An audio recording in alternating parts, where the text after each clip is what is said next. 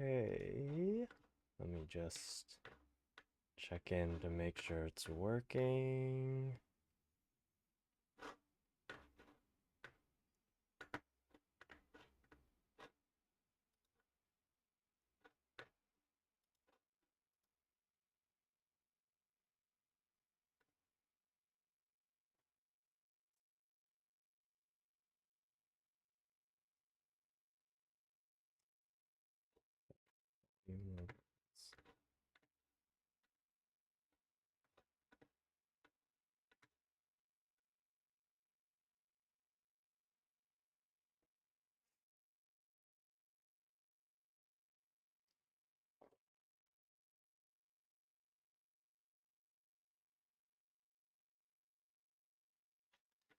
Can't actually hear myself.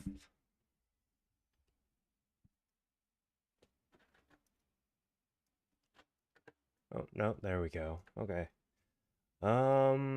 Okay. Uh, hey everybody. It is 5:42 over here in Japan. As you can see from this clock up here, I just added it to make sure that I knew what time it was and what time uh I guess it would be in the rest of the world relative to I guess just where the rest of or most of my audience tends to watch me from, which is obviously mostly English speaking countries. So we've got like I mean, what have we got here? We've got I can't even read it. It's so small. So I put Vancouver for PST. I probably should have put like LA or something, but Vancouver makes more sense to me because that's where I'm from. I haven't been back in a while, but you know, it is what it is. And then the East Coast of the States, because again, most of my audience is from the States. And let's see, what else have we got here? And the UK. So yeah, hopefully it's not too late for most of you guys. If it is, I apologize for that. But yeah, let's just see. So the plan for today, um, it is sort of my birthday, or at least it was my birthday about 4 days ago. And what are we saying? Oh, there's a little warning. Sorry, this is my first stream, so I don't really know what to expect out of it. Oh, it's just telling me that I have a low bit rate and I don't really know how to do anything about that. So anyway, I'm gonna continue on and hopefully things stay all right. So yeah, my birthday was a few days ago. I turned 30. I don't really know how to feel about it. I don't feel any different right now than I did in my most of my 20s, I want to say. But yeah, uh don't really know what else to say about it. And so I figured today a fun thing to do would be just to go and listen to a whole bunch of my old music because, um, I mean, what should I say? It's like I think most of my music from, oh, well, thank you. Thank you for the birthday wish from Burning Rush. Uh, And yeah, so I thought it would be a fun idea just to go back and listen to a whole bunch of my old music because I do have most of it. Actually, I think I have almost all of it as long as I haven't deleted any or lost any in the process of like changing computers and moving things. And I started writing music in 2012, I want to say. Yeah, about 2012. So, um or actually no, I guess technically I started writing music in 2010. My high school had a music composition program, so that was always kind of a cool thing. And yeah, I don't really know where I'm going with this. I'm just talking, but yes, hello, welcome, welcome. Thank you guys for coming in, checking out this janky birthday stream. Um Yeah, I don't really know what I'm doing other than just listening to old music. So again, I have some of my old music, so I'll just put up the first thing on screen. So this is the first album that I ever wrote. It was actually for so my senior year, grade 12, last year of high school, music composition class. And we just had to write basically anything we wanted. I think the requirement was like write at least 8 pieces of music over the semester and just put it in some kind of portfolio CD. It didn't even have to necessarily be like audio pieces of music. Some people just wrote lyrics. That was fine. It was a very open-ended class. And yeah, no, it was really cool. I liked that my high school had a lot of these programs. It really opened things up to me. Of course, at that time, I was more into dance.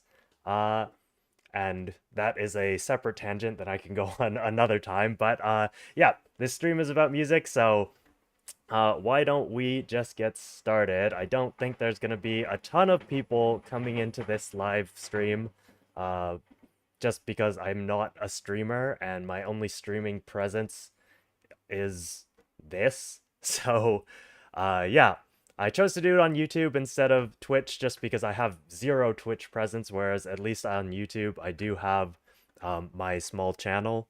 So yeah, why don't we just get started? I will start playing this. So this is, again, the first album I ever wrote, album in quotations, and it is called Unforgotten Destiny, and it was supposed to sound kind of like, how should I put it? What's the best way of putting this? It was supposed to sound kind of like a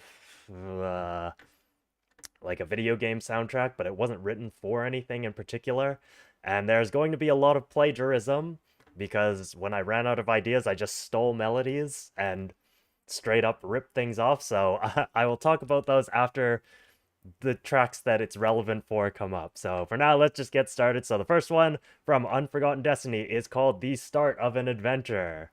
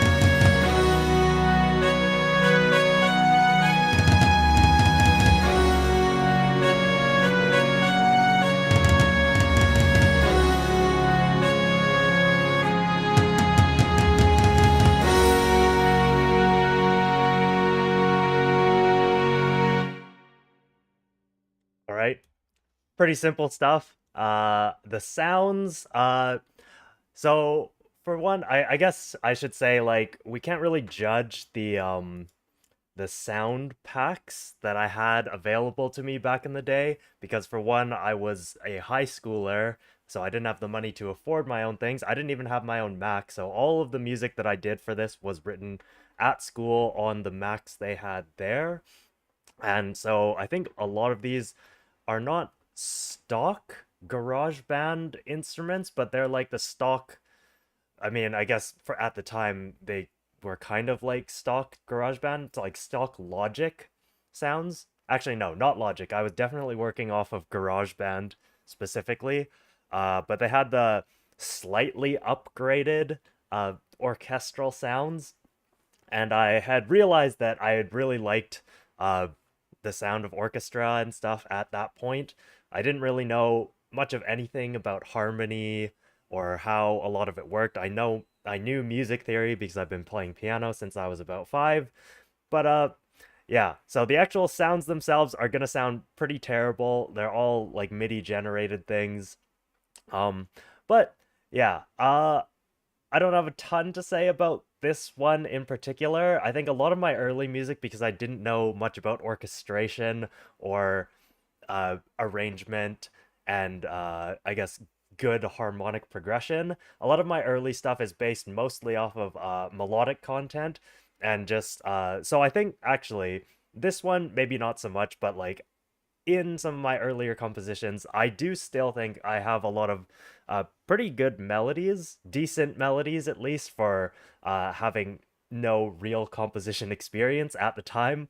And yeah, I mean, it arguably the melodies get better over time, but I do think, uh, that was probably the most consistently decent thing about my music. And then uh, earlier on there was no real harmonic understanding, so it's a lot of really basic 1 4 5 types of things with the occasional minor section as we heard in this one. So for now, that was just how this game soundtrack opens. So let's just get to the next one, which if I'm remembering correctly is a very blatant ripoff of, or not, I mean, it's a pretty blatant ripoff of one of the tracks off of Golden Sun.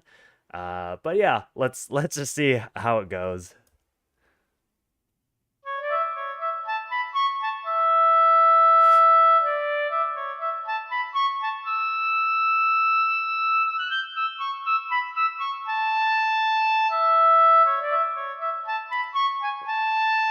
Fully a Golden Sun melody, but these harmonies aren't.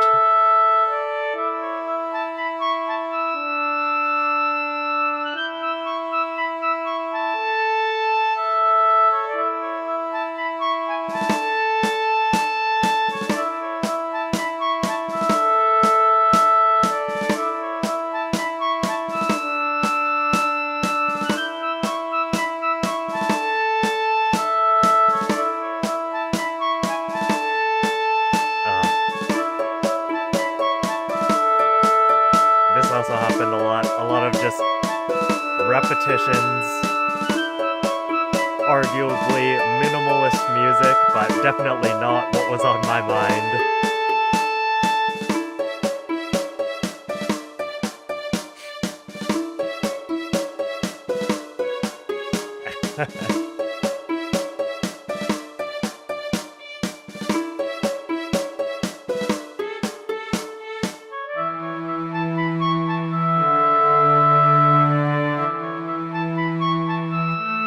It's, oh, there's just no texture at all.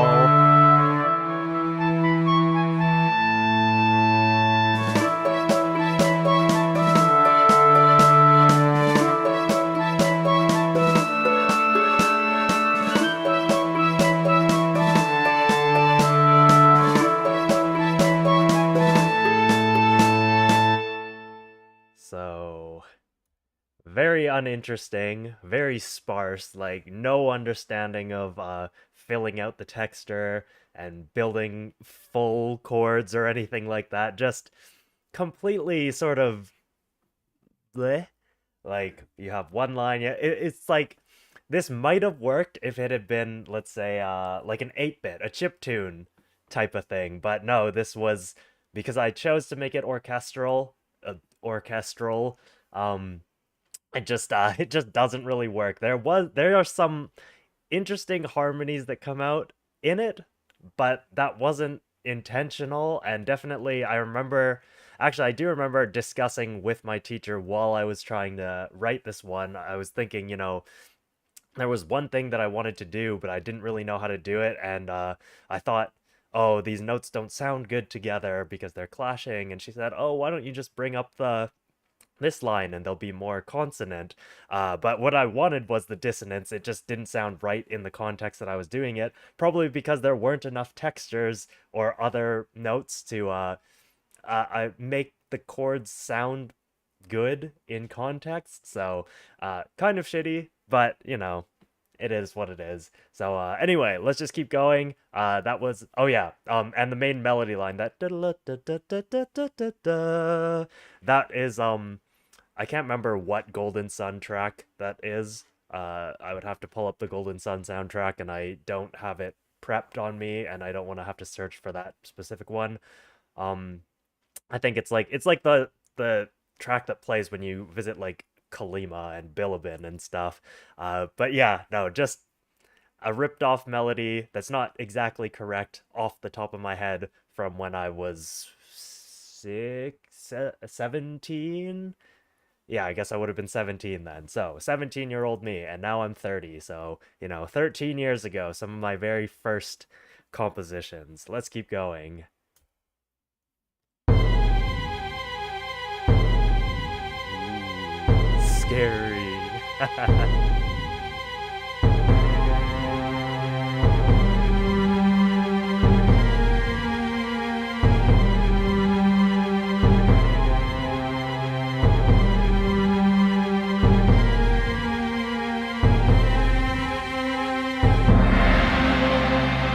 Nice tam tam,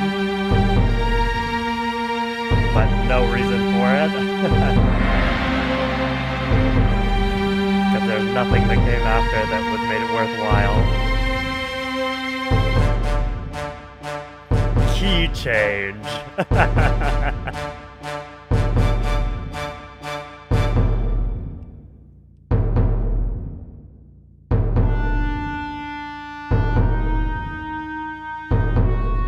Again, just so sparse.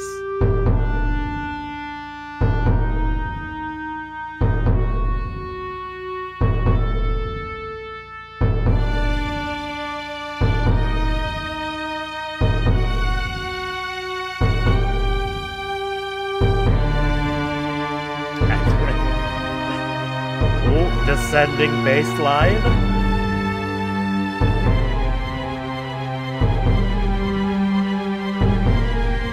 I thought I put a choir in this, but I guess I didn't.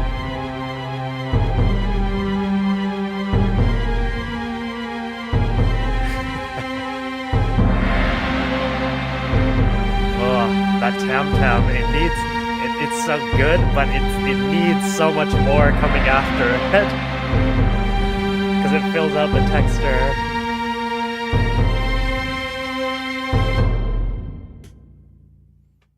Oh, and that's it. That's where it cuts off. That just not really an ending. Just that is merciless invaders. I don't know the order that I actually wrote these in.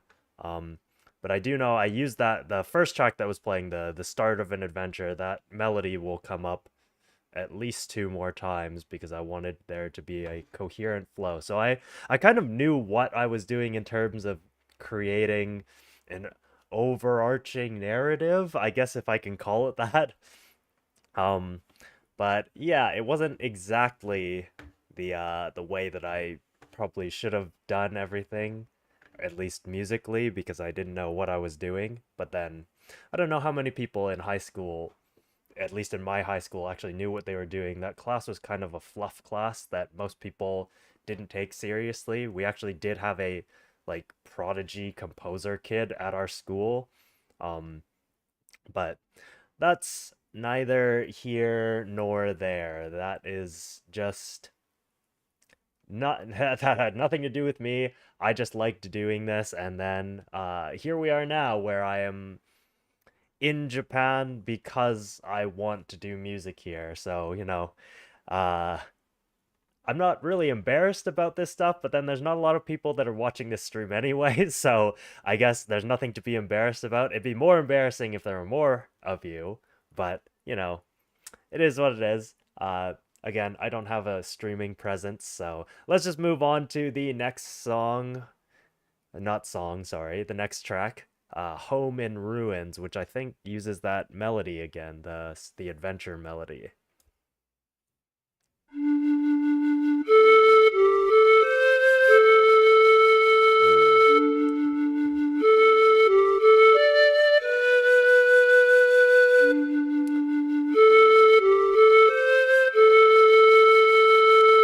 Heavy vibrato on those panpipes. Need to chill a bit.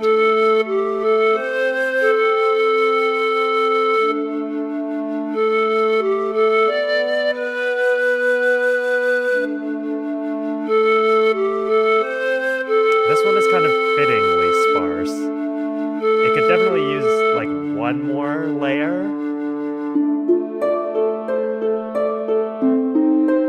And clearly there is no mixing work done like whatsoever, but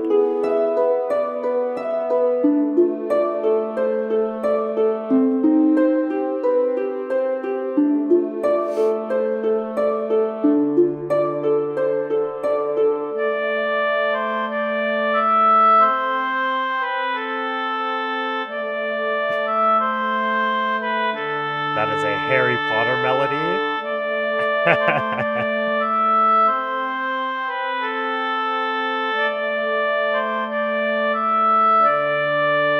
Yeah, that's a Harry Potter melody from the third movie.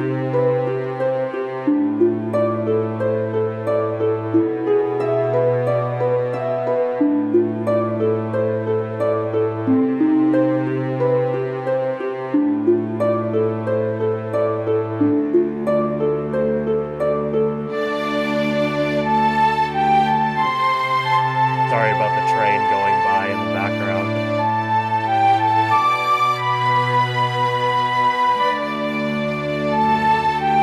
Just no real understanding of harmony.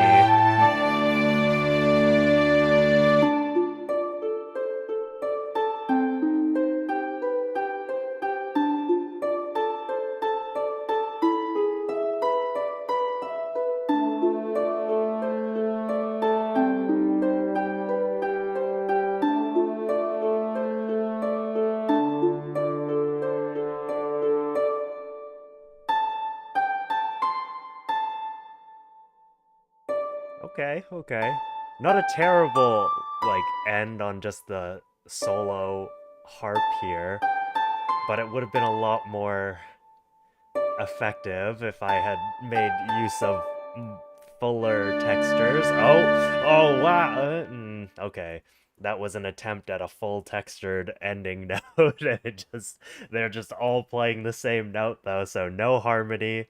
Uh, I mean, I guess there's harmony, but it's basically just octaves, so no, no texture. Uh, yeah, again, just no real understanding of textures, orchestration, arrangement. It's very basic stuff. Mostly two lines. Again, all of this could potentially sound good as chiptune. I didn't really dabble that much in chiptune. I have messed around with it a little bit, and I will play a track later that is all chiptune, but yeah, I never really got or like experimented with it enough. I'm sure I could now, but that's not the point. Like what right now we're focusing on how terrible I was before, and ideally this is the most boring part of the stream. So yeah, but I do know what I was going for. So I can the ideas are there. I could teach my younger self if I had the opportunity to, but I can't. So, but the ideas, I can hear the ideas that I was going for. So let's move on to a powerful foe. The enemy advances, which sounds like a Fire Emblem track title.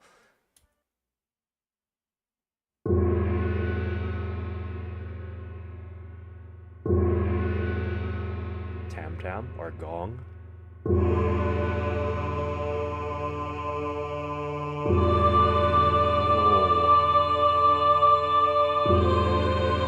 Ooh, dissonance. Texture. Oh. Cheap MIDI choir.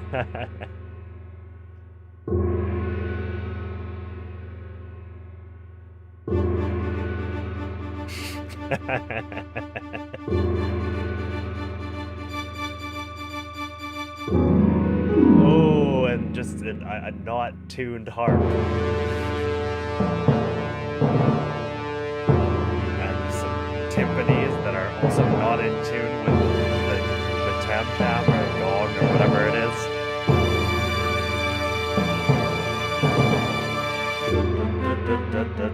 I do remember that part.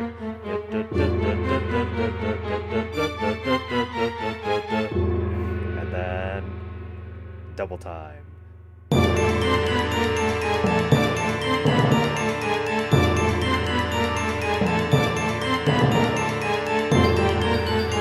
the half step drop.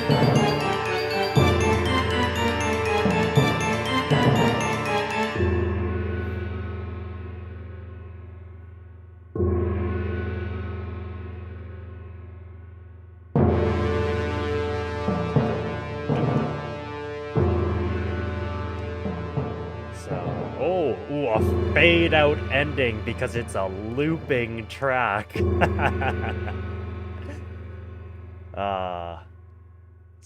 I mean, just looking at the titles, I don't know how well you guys can see them. But I mean, there's a story, there's a narrative here that I had made up with the music.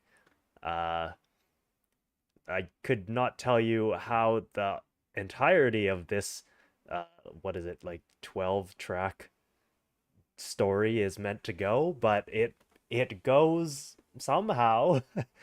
But yeah, again, I know what ideas I was going for, and I did remember that weird like that part, the descending line. I do remember that part when it goes into, I guess it's not really double time, it's like I added in it was probably a xylophone, or not a xylophone, what am I saying? A glockenspiel, playing that in, I guess, at double speed. But yeah, no, I was trying to, I guess, imitate Shimomura Yoko for, Kingdom Hearts, and like she utilizes the Glock quite a bit. She uses it for for a lot of battle themes, and in a way that you don't hear very often, especially for like battle theme music. But yeah, I really like, she was probably my favorite composer at the time. It was her, Koji Kondo, I think specifically those two, until Xenoblade came out in North America, and then, well, I mean, even then she wrote some of the music for that. So again, yeah, but no, like the Organization 13 battle music, a lot, I don't know if it's a lot of them actually, but I do know one of the ones that I always kind of like turned to for inspiration back in the day was the one that used the Glock a lot, or if there were multiple, then like the ones that did, because I just really loved the way she utilized it.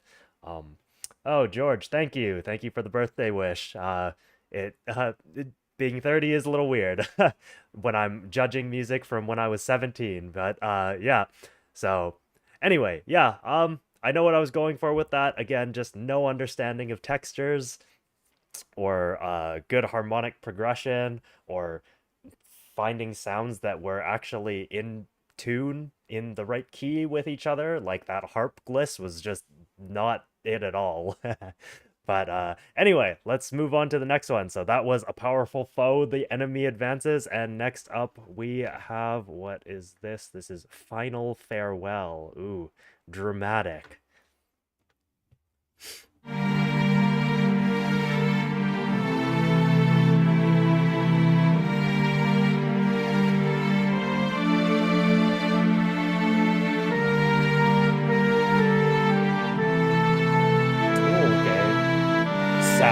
Again, limited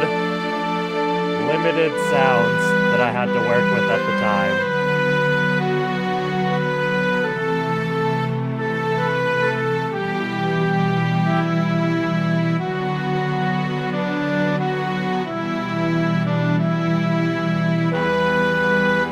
Okay, we're getting some texture. There's texture in this one. I wonder if this is one of the later tracks that I wrote.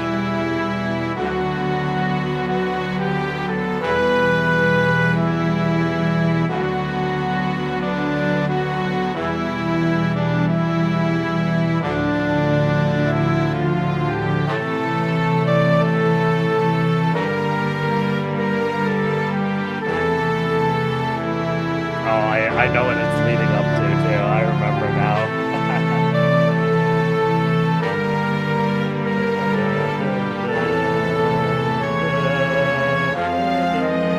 Another Golden Sun ripoff, the Lemuria theme.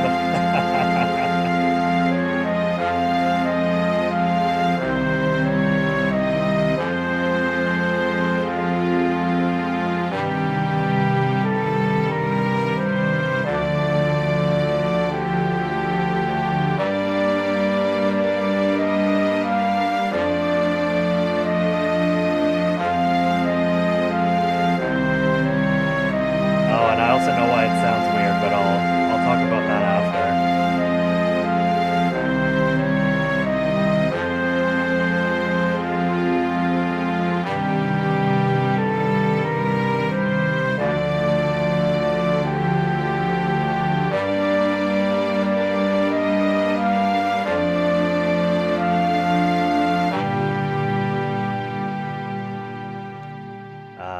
Okay, so yeah, so the reason it sounds so weird there, because if you are familiar with the Lemuria theme, uh, that half of it sounds very slow in that blatant ripoff. That's because what I was using to answer your question, George, at the time I was using GarageBand, just on my school's computers, and I think they just had like whatever the basic GarageBand was with some maybe upgraded sound packs, sound sets. So I had better than what at the time was their most basic of basic sound packs, uh, which sounds hard to believe listening to all of this right now, but yeah, so GarageBand at the time, I don't know if it's changed now or not, but it didn't have the ability to change time signatures. And so if I was playing to the click track, then or sorry, not playing to the click track, but recording to the click track, um, there was no way to switch it from going to say a 4/4 to a 3/4, which this one kind of does, or maybe this is a 6/8. I can't remember off the top of my head, but um, I guess 4/4 to 3/4 doesn't sound too bad, but you do notice it in the timeline, at least when you're working with it. And of course, for me at the time, I just not didn't really have that much music knowledge. I had never like uh consciously listened or uh performed any kind of music that had been in mixed metering. So this one was just uh to me, I was just like, oh, this is all 4/4 because I started it in 4/4, and now I'm gonna steal this melody that must also be in 4/4 without realizing that it was clearly in 3. But yeah, no, so it was eh. Also, yeah, I think it might have actually been in 6/8 because there's that 1 2 3 1 2 3 1.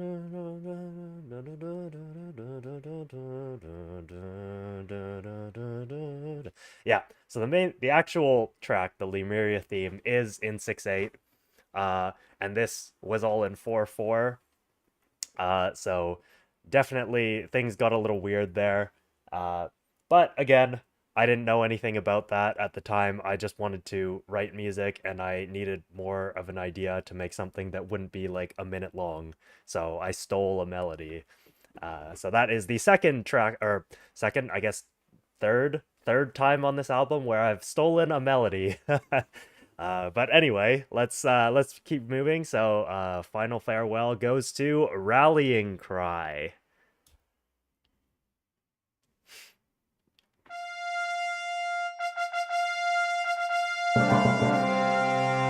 Okay, now we've got another stolen and finger snaps.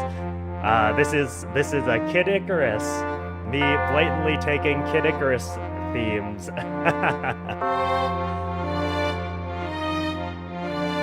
I think it just keeps going.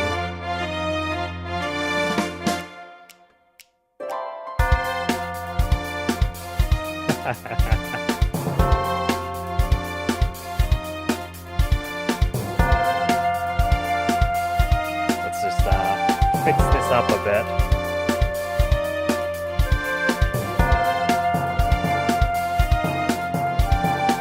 There, that's better. First album.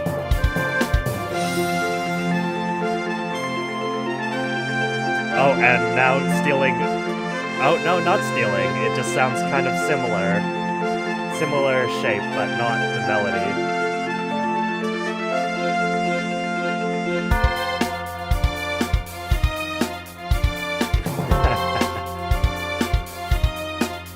Yeah, man, those drums. I mean, I'm pretty sure it's just a loop, but we'll pretend that I wrote it.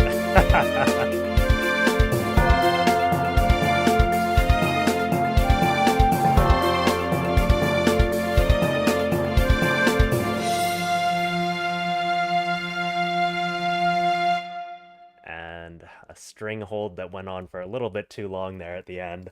Um, yeah, that is very blatantly like a ripoff of Kid Icarus Uprising, the Space Pirates theme, I think it is. I was just listening to that recently, actually. It's a very good soundtrack, like such a great soundtrack. So many like great composers from that too.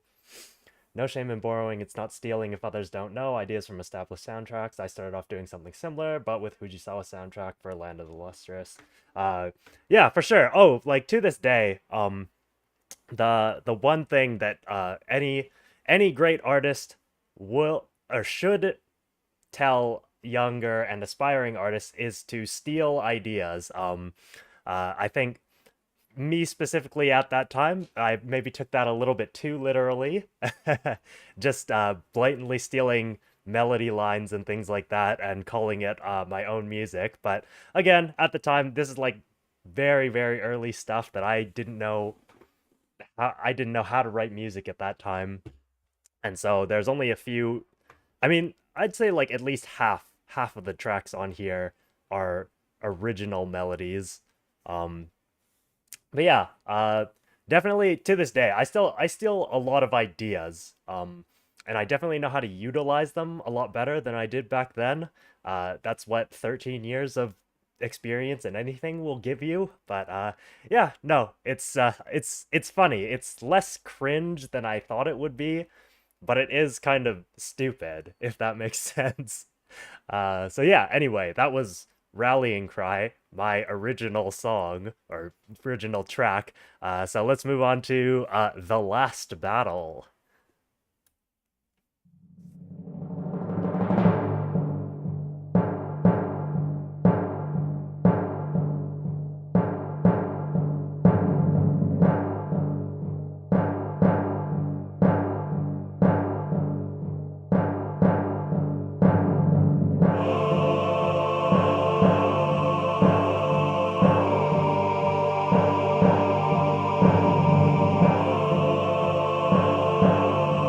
Yeah, that's the kind of thing that'll happen when you notice those kinds of things.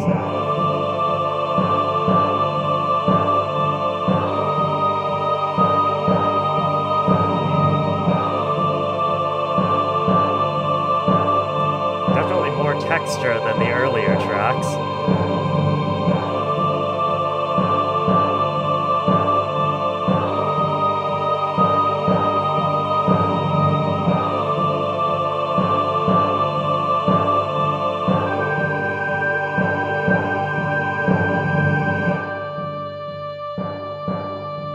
Volume changes.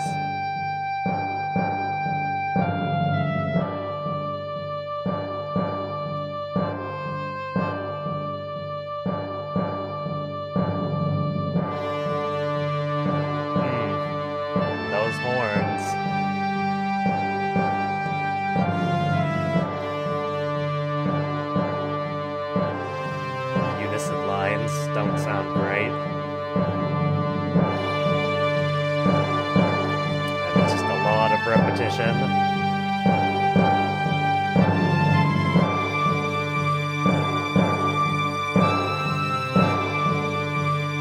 Slightly different.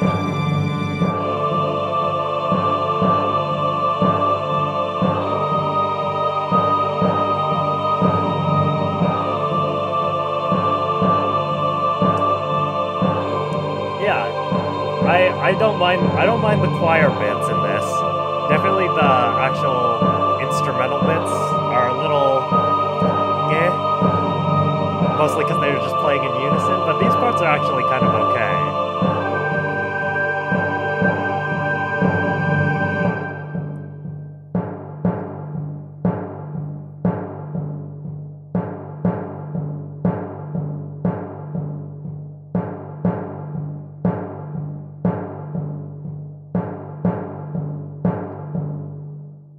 Yeah. Not really an ending, but I guess in my head that could have just looped back to the beginning.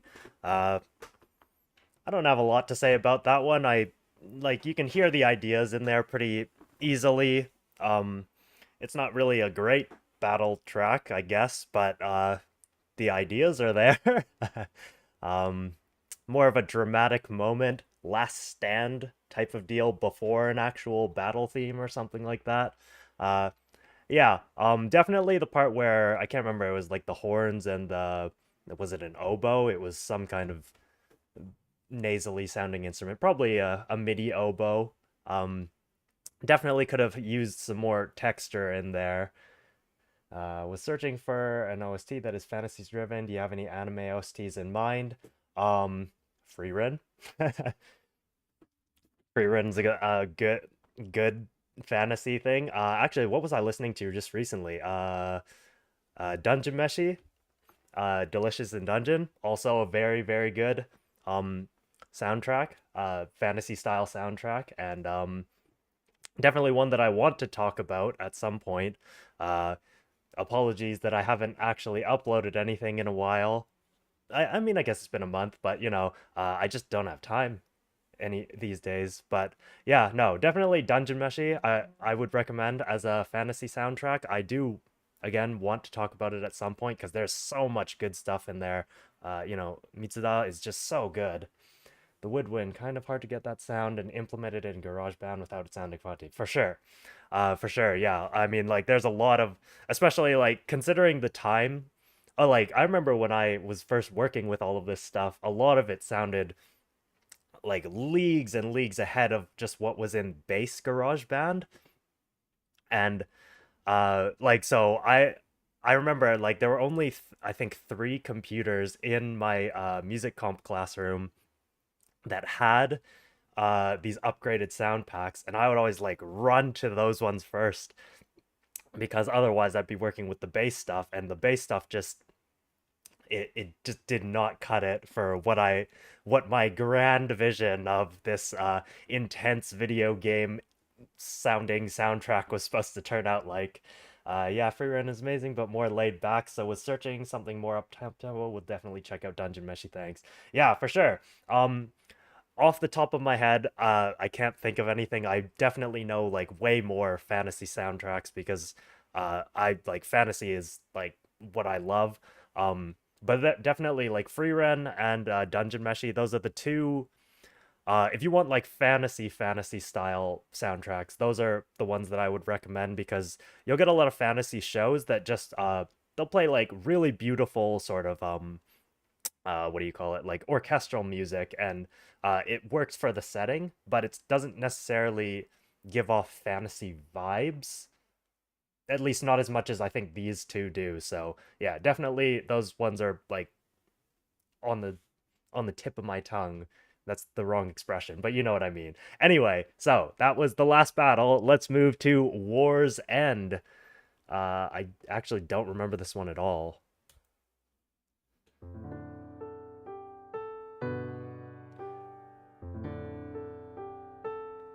This piano needs some reverb.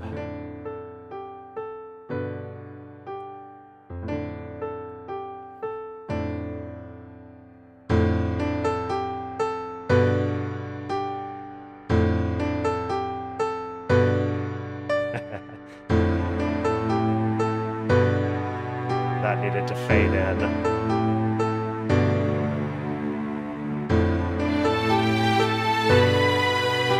Oh, so much unison.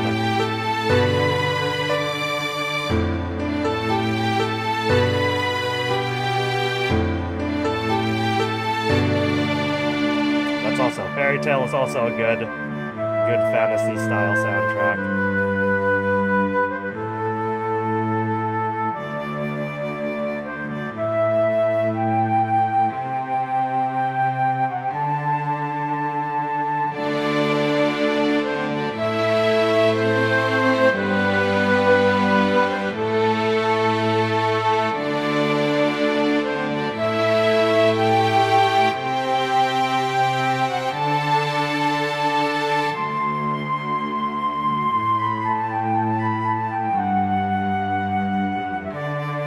I see what I was going for, but again, just the lack of texture in these.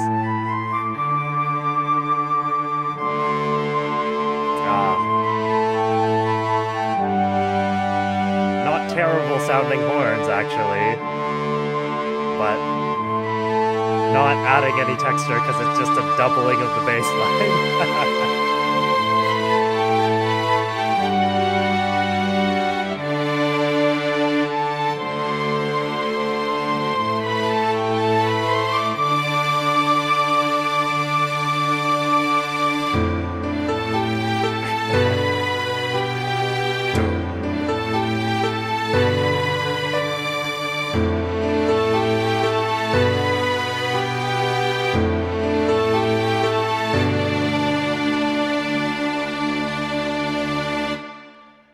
The horns coming in was nice. They took me aback. Wasn't expecting it. Yeah, well, I mean, I think I think a lot of the ideas I had at the time back then, like I knew what I wanted, but I definitely didn't have the skills to make it sound the way that it did in my head. Because I know back then, even like, yeah, for sure, back then too, I was always like, it doesn't sound like how I'm imagining it to sound, but it's getting as close as I can figure out how to do right now with my lack of music knowledge. Because basically back then, my music knowledge was I played piano at the time. Or not, I wouldn't say I played piano. It's like I knew how to play the piano, but I had quit 4 years prior and then didn't pick it back up again until I want to say first or second year of uni. Actually, it might have been like right after high school I picked it back up, but yeah. Uh was this piece in Mixo or Dorian? Heard a mode in it, can't specify which one. I could not tell you, honestly. I mean, these ones I don't have I don't have the original files for them. These are just audio files. Um, so I don't actually know what the notes are. I could play it on my piano. The piano is not plugged into the monitor though, so I don't know how loud it'll be. Uh, da, da, da, da, da, da, da.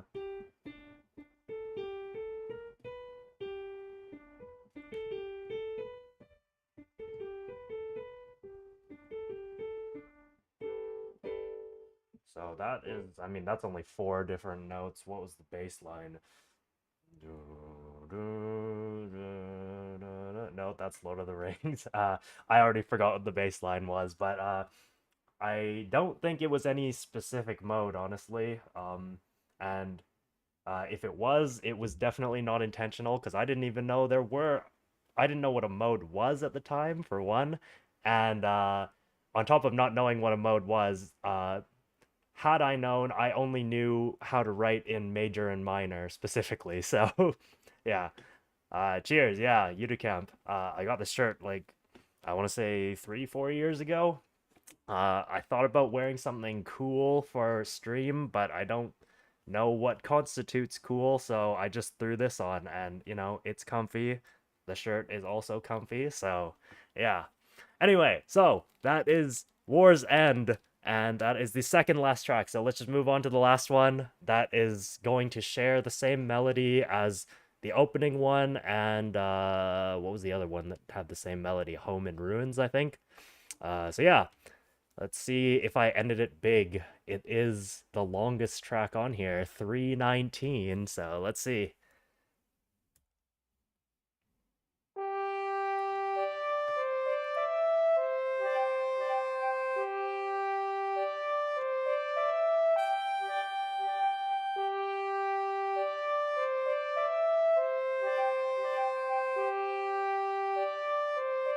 More uplifting version of that opening melody.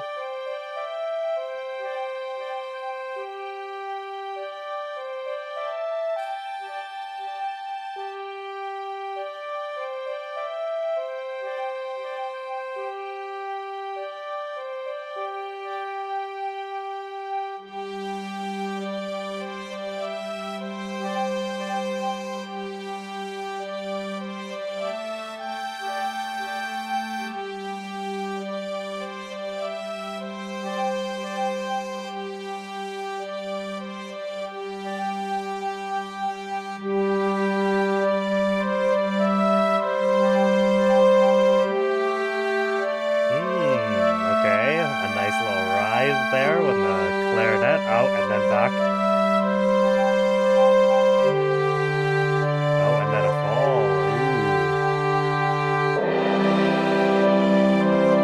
Ooh. Okay, texture. Nice, nice.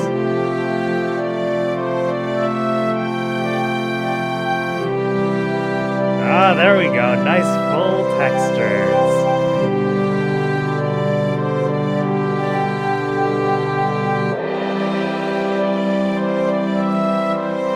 But extremely repetitive. We're getting the same thing again.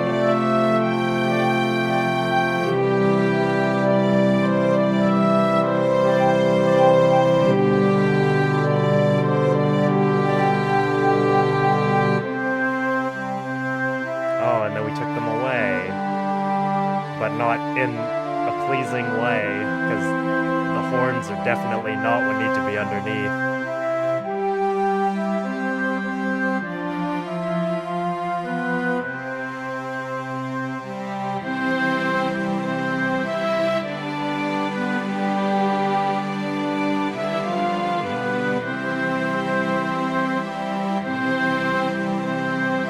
Those horn pads in the back are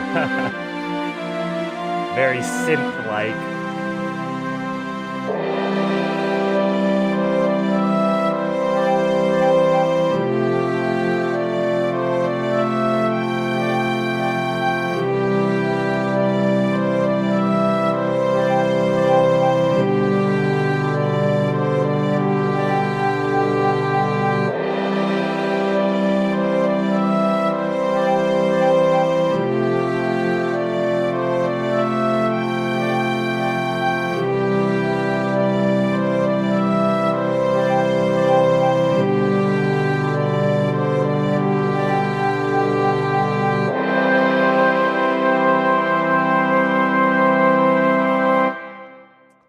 Alright, well, it was okay.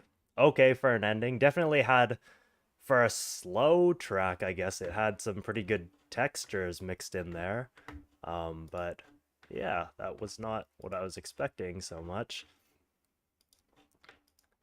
Yeah, because I think a lot of the other ones, the textures came in by accident. This one definitely felt more intentional. I think because uh, I definitely when I was playing it, I was playing it like chords on the piano to make sure that you know, it sounded as full as I could get it. Again, not really having an understanding of how to properly space those out and arrange them, but you know, making essentially synth pads, which kind of works because all of the instruments sound so yeah that they already sound like synthesized instruments anyway. Uh, but yeah, so that is the first album. Uh, 24 minutes in total, 23:52, I guess.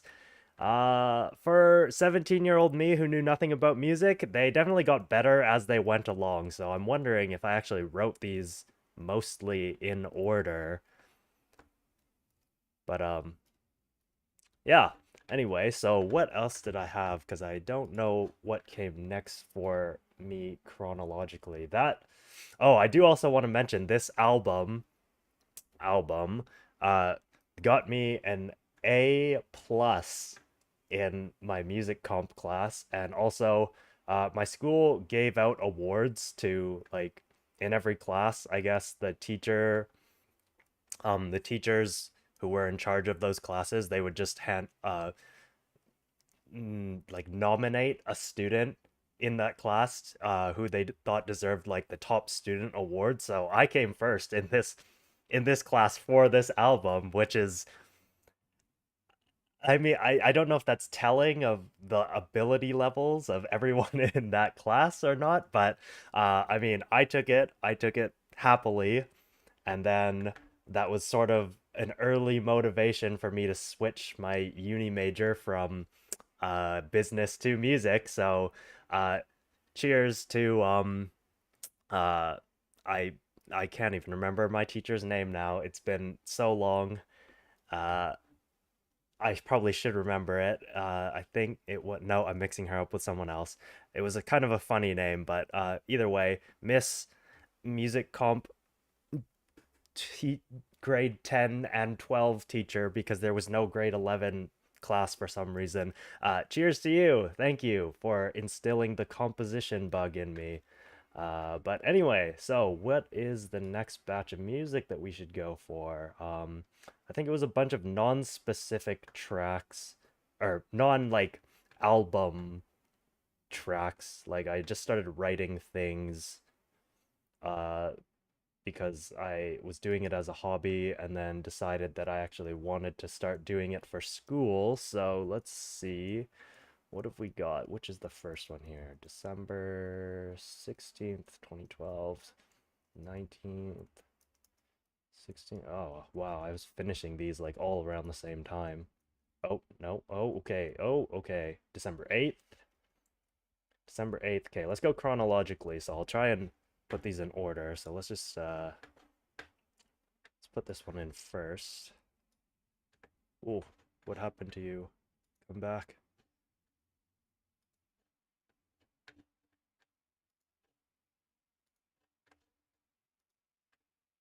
Oh, sorry. My music player crashed for some reason.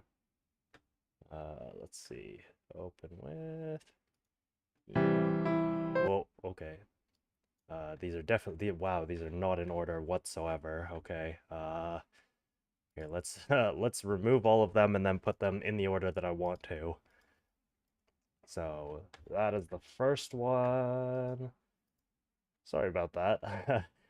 So December. Oh wait, this is first actually. What am I doing? What a title. Land of Despair, followed by To Be Loved.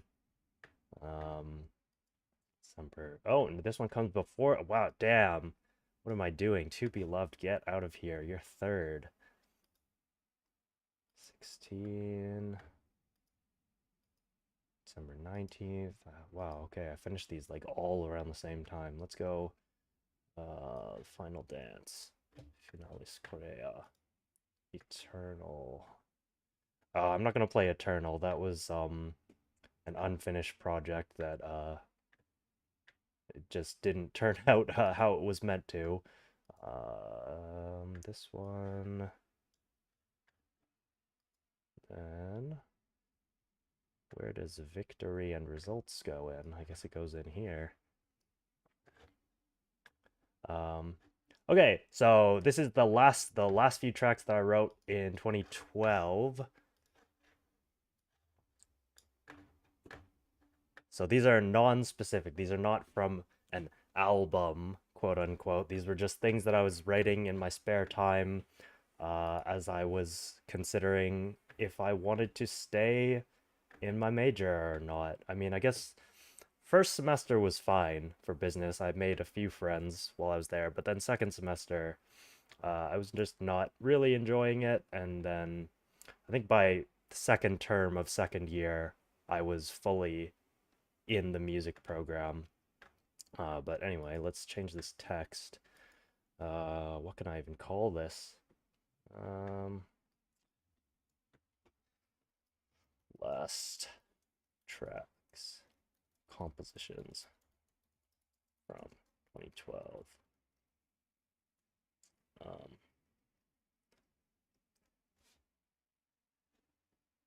Sure, let's go with that because they weren't for anything. They're still like, what is theme? What is this? This shouldn't be in here. That should not be there. That doesn't come up until... What is happening? Ugh. That was a mistake. Didn't mean to do that either. Okay. Oh no. Why are you doing this? Theme. We will get rid of theme. And all of these ones. You guys are seeing all the titles of these things right now. Okay, Land of Despair does go in there, followed by Hunting Ritual, To Be Loved, Enter Insanity with the guitar fix, whatever that means. Oh wait, no, Finalis Correa goes before it. Victory and Results goes last. Yeah, anyway, so 6 tracks from the start of uni, fresh out of high school, and fresh into uni. I guess this is first term university.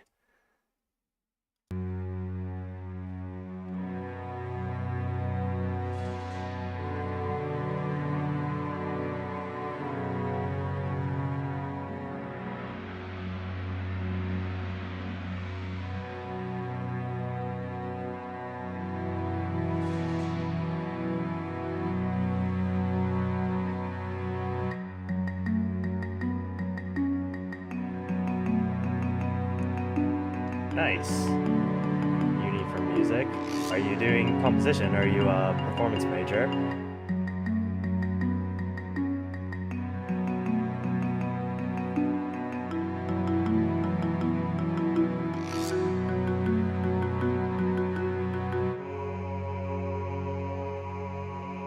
Hard cut to choir.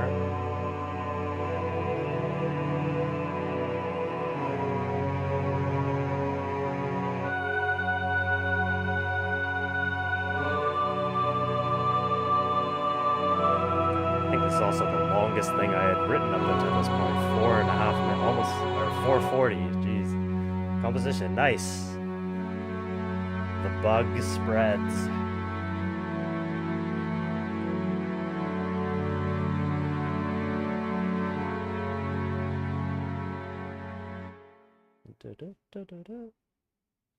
Yeah. Yeah, for sure. I mean, all of my inspiration for comp stuff when I started was video games. Like, Kingdom Hearts was definitely my biggest inspiration, and then Xenoblade, Fire Emblem Awakening had, like, just come out, I think, and so that was a big thing for me around this period.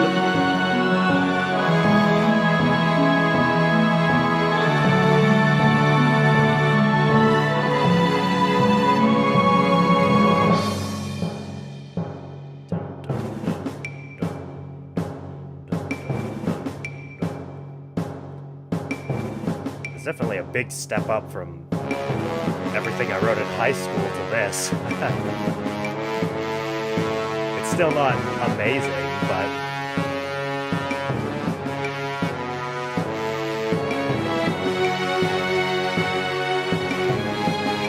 yeah, for sure.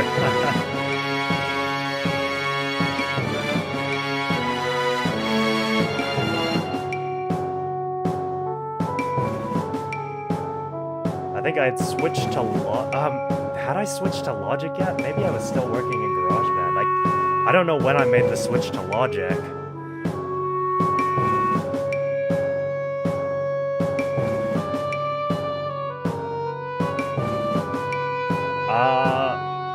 Before I actually officially joined the music comp program in my school, I was only writing in DAW. Like, I didn't do any notation for pretty much anything.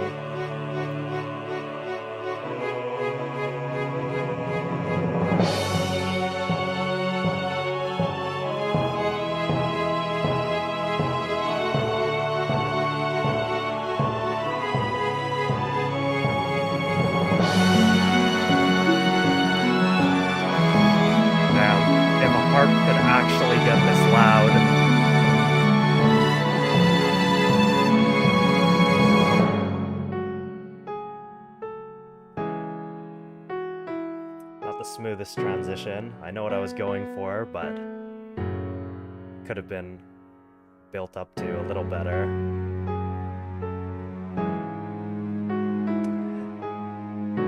Yeah, I mean, like, music notation software, I mean, I didn't know how to use any at the time. I had heard of Sibelius, I think because there was one student in my high school class who used Sibelius, but I had never really thought to try it out.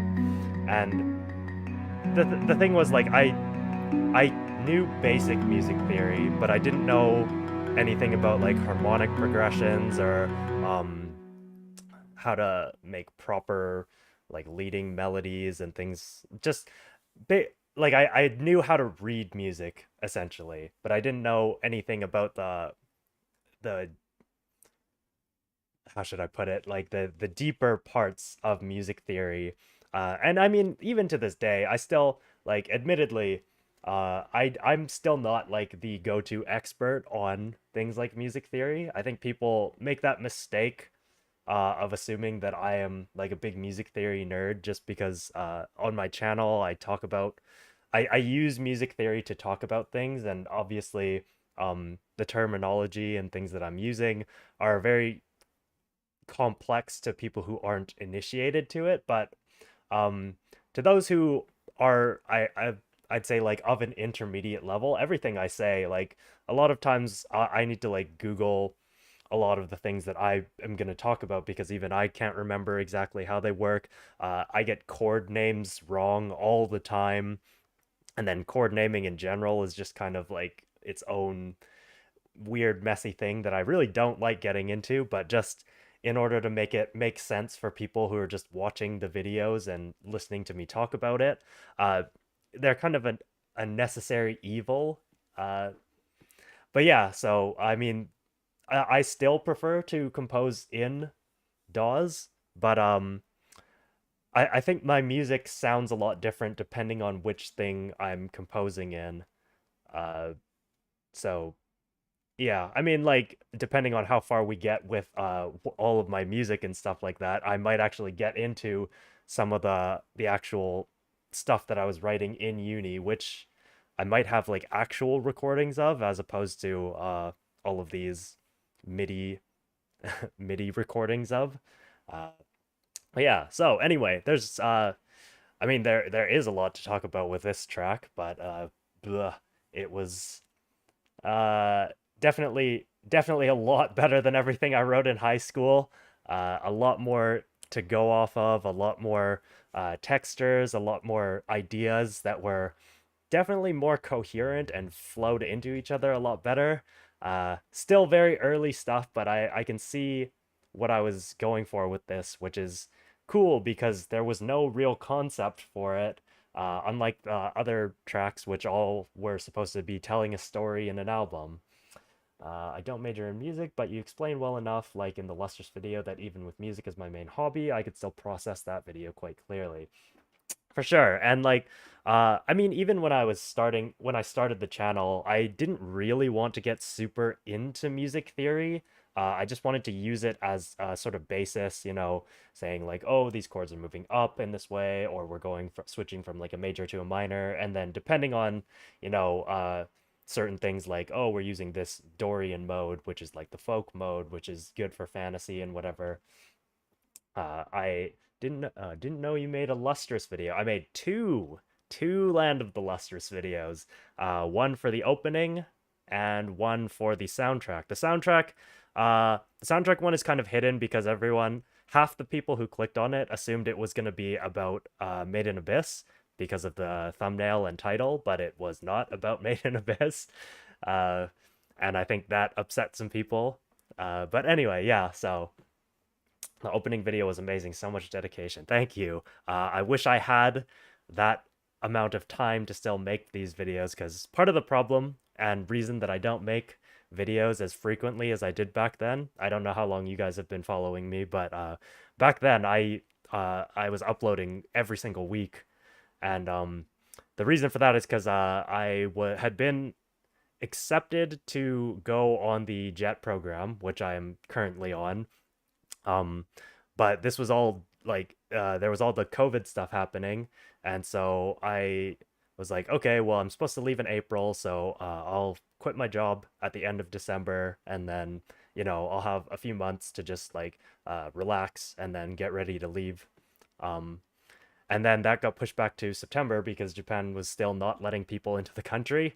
And so during that time, I had already started my YouTube channel, but it wasn't exactly every week when I first started, just because I had a day job and everything. Um, but then once I was just sitting around at home, it was like, okay, well, I'm not making any money right now, and aside from the little bit that I was making for my composition work, so I had just a ton of time to work on anything I felt like. So I was like, oh, well, I started this YouTube thing and it's pretty fun. And so I was treating it like my full-time job. I was doing it like 5 days a week, multiple hours, and then the 2 days off that I had, I would work on my music. And then I still would have like tons of time at the end of the day to just like do whatever, play games, watch shows, hang out with friends on whenever I felt like it, and just get back to videos and stuff. So, but that one specifically was a labor of love, if that's the right way to put it. Because, yeah, a whole weekend straight of nothing but that song. And, shout out to my dad for putting up with hearing that song just blasting from my room for just months, or months, not months, days on end. He was the real MVP there. But yeah, definitely. I know at the end of that video I said I would work on the orchestral one maybe at some point in the future. I don't think I'm going to, for the reasons that I said in it. Um, but yeah, I'm glad I did it. That one, and I think the Kobayashi's Dragon Maid opening, that video was less intense, but still just it's so much work to get done, and I definitely just don't have the time. Surprised the cello triplets and syncopated drums didn't drive him crazy. Well, that's why I didn't write the drums, because yeah, the drums uh yeah, drums are also kind of annoying to write out. And I didn't feel like doing that, but yeah, the fact that someone wrote that track with all of those layers for what's essentially just a pop song is kind of crazy. But you come across that kind of thing in a lot of J-pop, or not regular J-pop. I feel like it happens mostly in like theme music types of things, so like anime openings and endings and like game music and things like that. It's very interesting because like a lot, but then the just regular J-pop music also does a lot of things that we don't hear much of in Western pop. And so yeah, it is just like really interesting to hear the kinds of differences. And it's definitely, I feel like there's a lot more complexity over here, which I really appreciate. Genuinely genius composition. Every few math rock musicians can, even few math rock musicians can pull off to such a detailed degree. Yeah, for sure. It's definitely not in my wheelhouse. Like, and the few that I have that have been like polyrhythmic have not been nearly that interesting. Jazz never left Japan. That is true to an extent. Yeah, I mean, at the very least, it's more alive here than it is in most places in the West, I would say. Uh, anyway, so Land of Despair. Again, not much to say. League's better in just the few months that I had been out of high school at the time. Hunting Ritual is super simple. I remember it very vividly.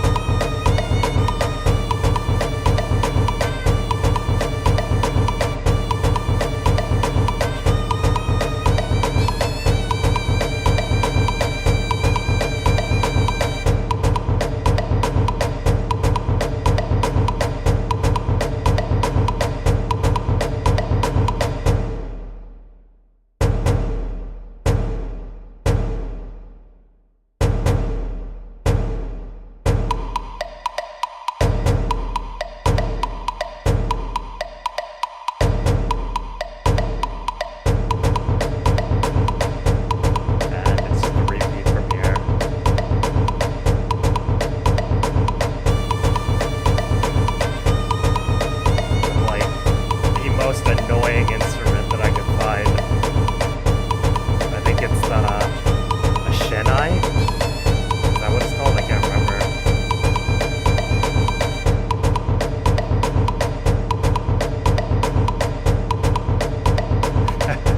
All hail Phrygian. Again, a term I didn't even know at the time. It was just, oh, well, let's pick an annoying instrument that sounds tribal and throw it in a tribal sounding drum thing. Uh, yeah. What is that? A shen? Like I want to say it's a shenai, but I might be mixing it up. It sounds similar. There's a lot of instruments like these double reed instruments that sound kind of similar, and I forget the name of all of them because there's the Chinese one, there's the Indian one. They're mostly like Asian instruments, but yeah, I uh, I'm not super proud of that. I don't hate it because I still remember it completely to this day, but is it not that Suona or whatever it's called? That's the thing. Like, there's a lot of these instruments that sound very similar. Um, and yeah, it could be a Suona, it could be a Shenai, it could be a different a different one. I like who knows, but for sure it's one of those double reed instruments that is not of Western origin. Okay. Uh, oh, there goes the train again.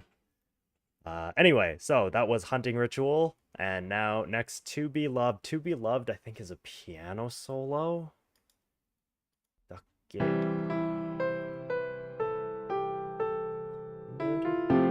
Nope, there's a harp. Oh, okay, definitely just not a solo at all.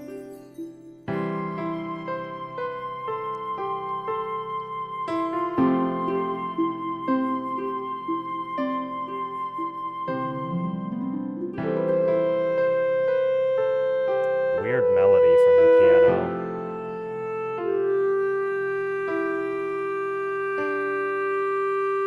And two and three and four. Oh, it's three. Three, one, two, three. One, two, three. Yeah. Just such a weird piano melody.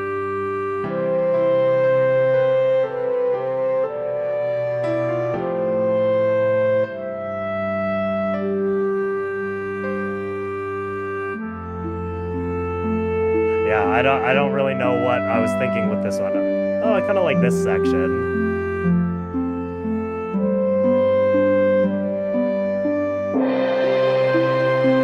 Oh, I don't like it now.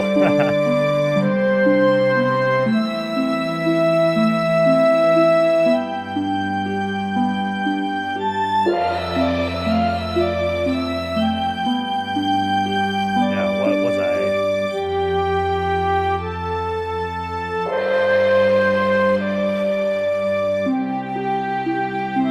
Oh, okay. This is.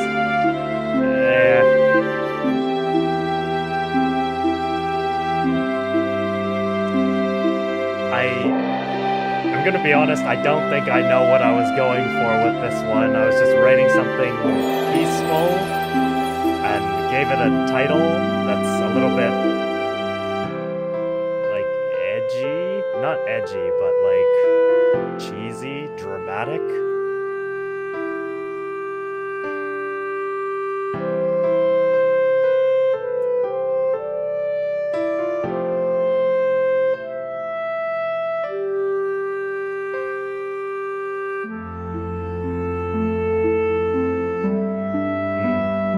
I like this low. Is it a cello? It is a bass. Probably a cello line. Oh, yeah. So clearly not very much thought put into that one in terms of structure. Oh, it's missing an oboe to lead the melody over the piano. I'm biased towards oboe. An oboe.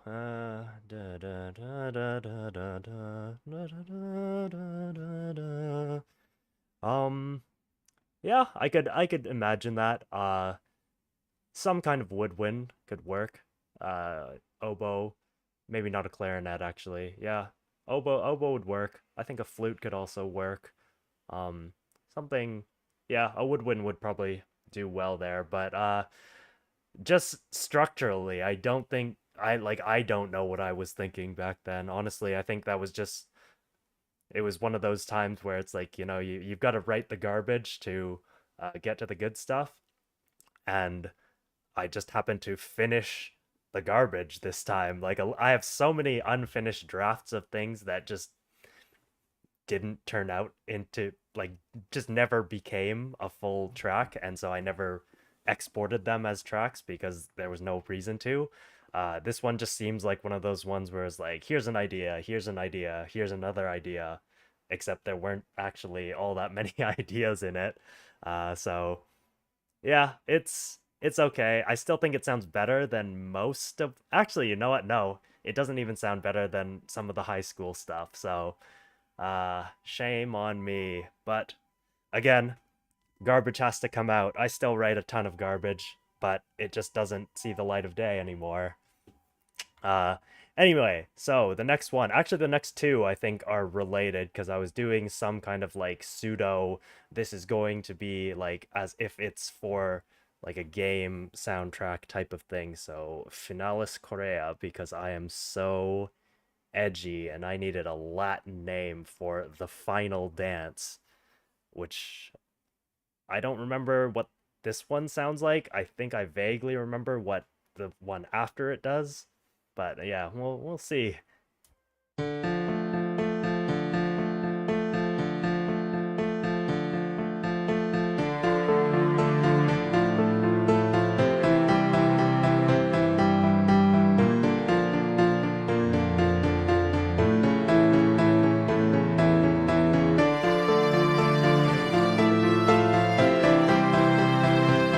Just in octaves.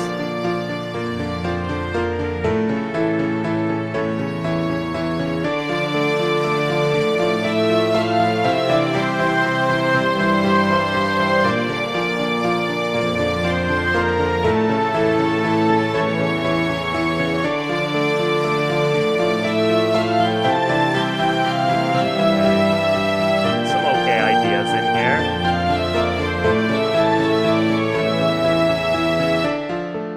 Oh. Oh, and then this doesn't even this doesn't even make sense unless it's two pianos.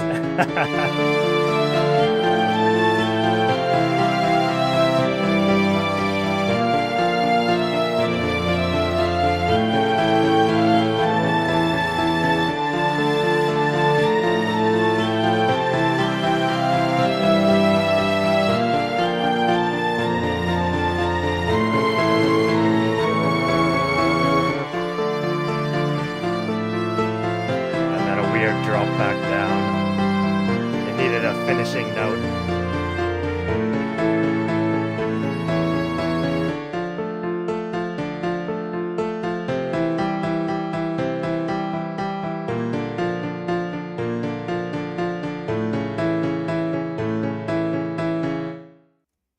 And then just no ending.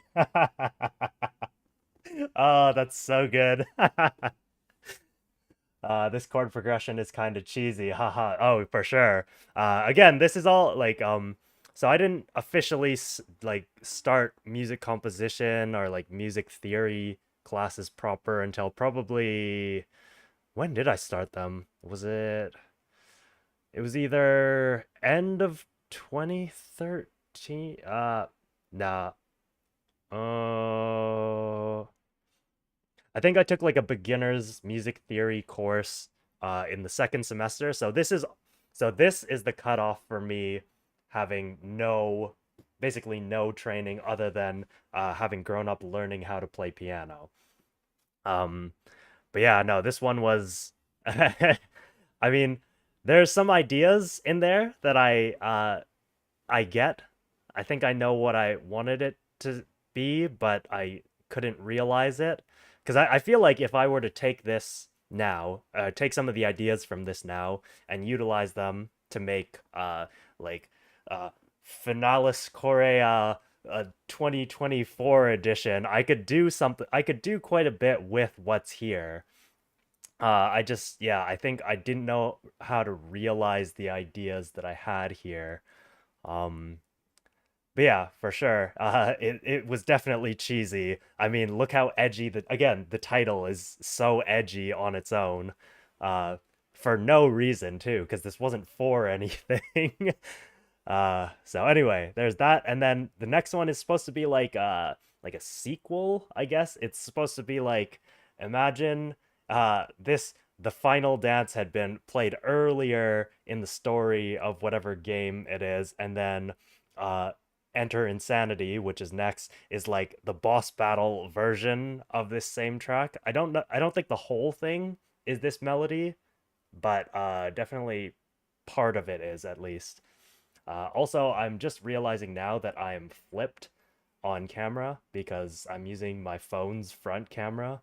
Uh, and I'm not going to bother unflipping myself. I'll just do that before the next potential stream if I ever do one. Ooh, cool. Ooh, the panning. Ooh. Oh, I don't like that. Ugh, it sounds so gross.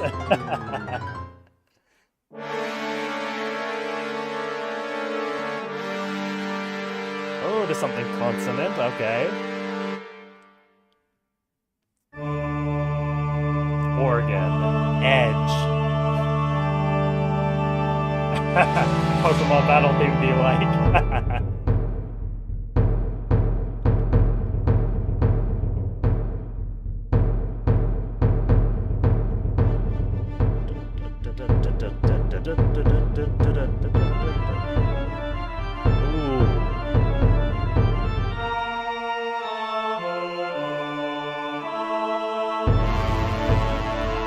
I actually really dig this organ line. That was nice idea, me.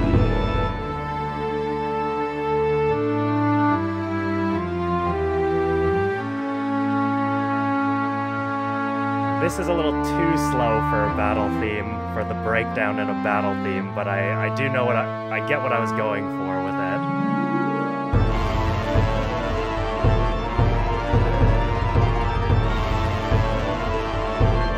Okay, so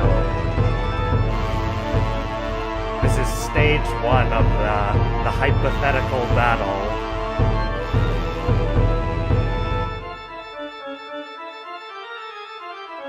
Organ solo.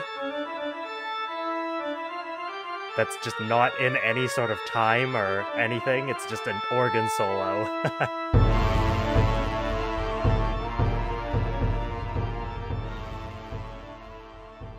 Oh yeah, for sure. That piano bit is definitely Pokemon-esque. Stage 2. That is gonna take the melody for Finalis Correa and do something with it.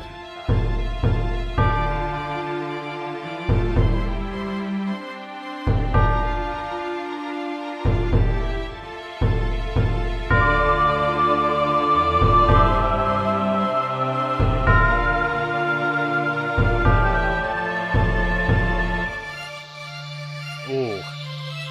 Synth.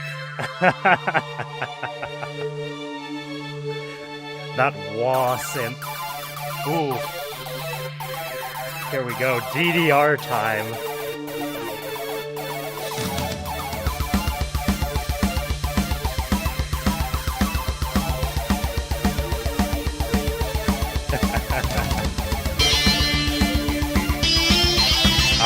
This is the fixed guitar because clearly it didn't sound good enough before.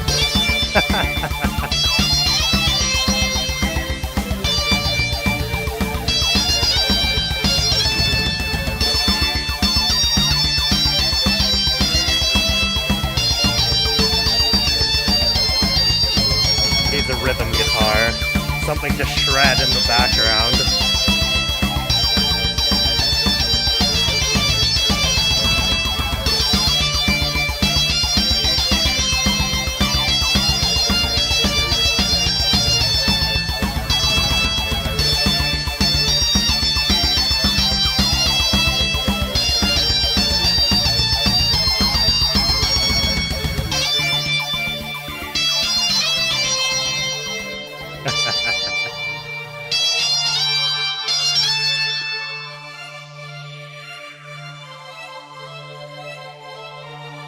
sick guitar solo with no rhythm guitar to back it up, which it needed. And also, I am kind of curious. Actually, you know what? Just for curiosity's sake, I have the version that is pre guitar fix, apparently.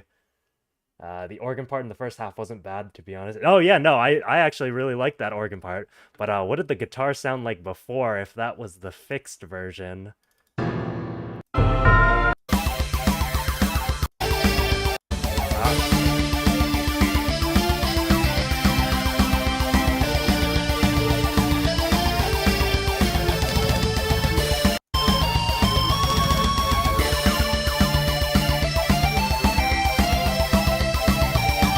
all right, well, it's definitely not a guitar, but it actually sounds so much better than the fixed version.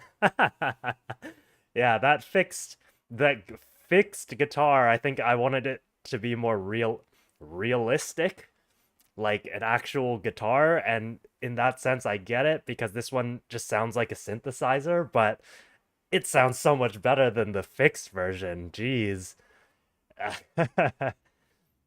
Uh, but yeah, no, definitely the organ part. I don't think I've written anything like that before.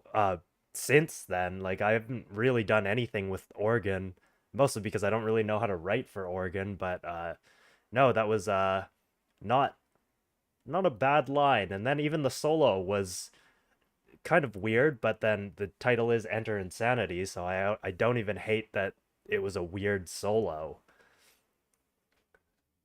Hmm.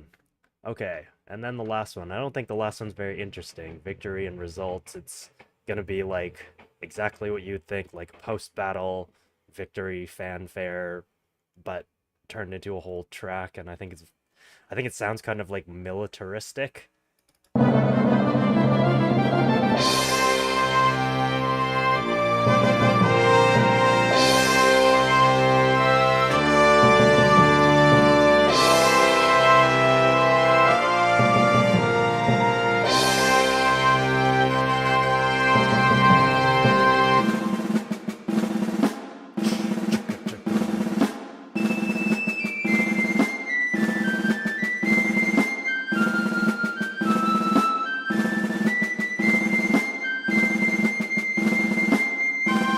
Yeah, it's like Revolutionary War.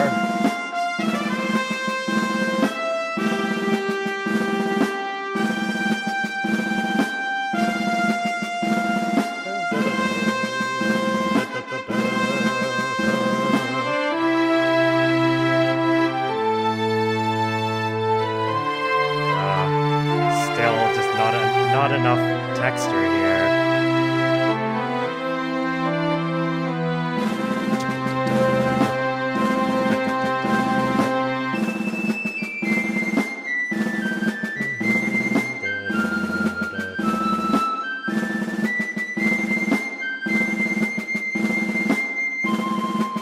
Yeah, not very interesting stuff, but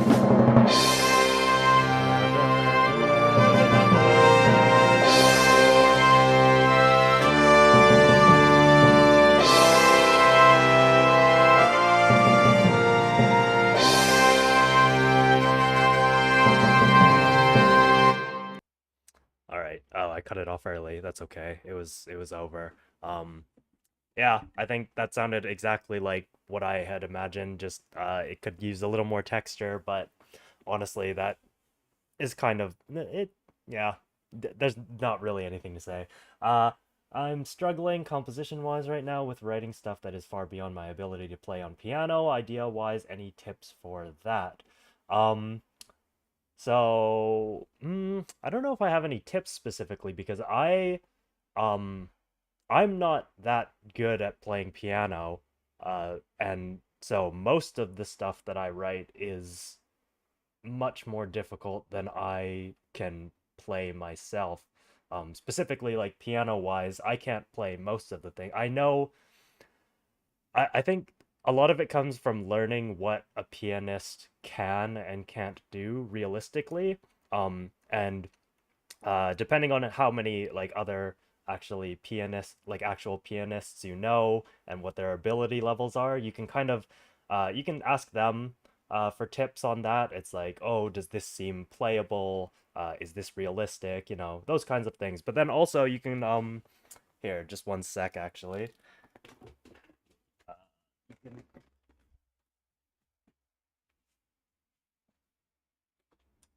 So a lot of what I did actually, when I was getting more into composition was like I would just pick up some of my like favorite uh tracks from video games or like shows or whatever, like specifically piano tracks, and then try and learn them on piano myself.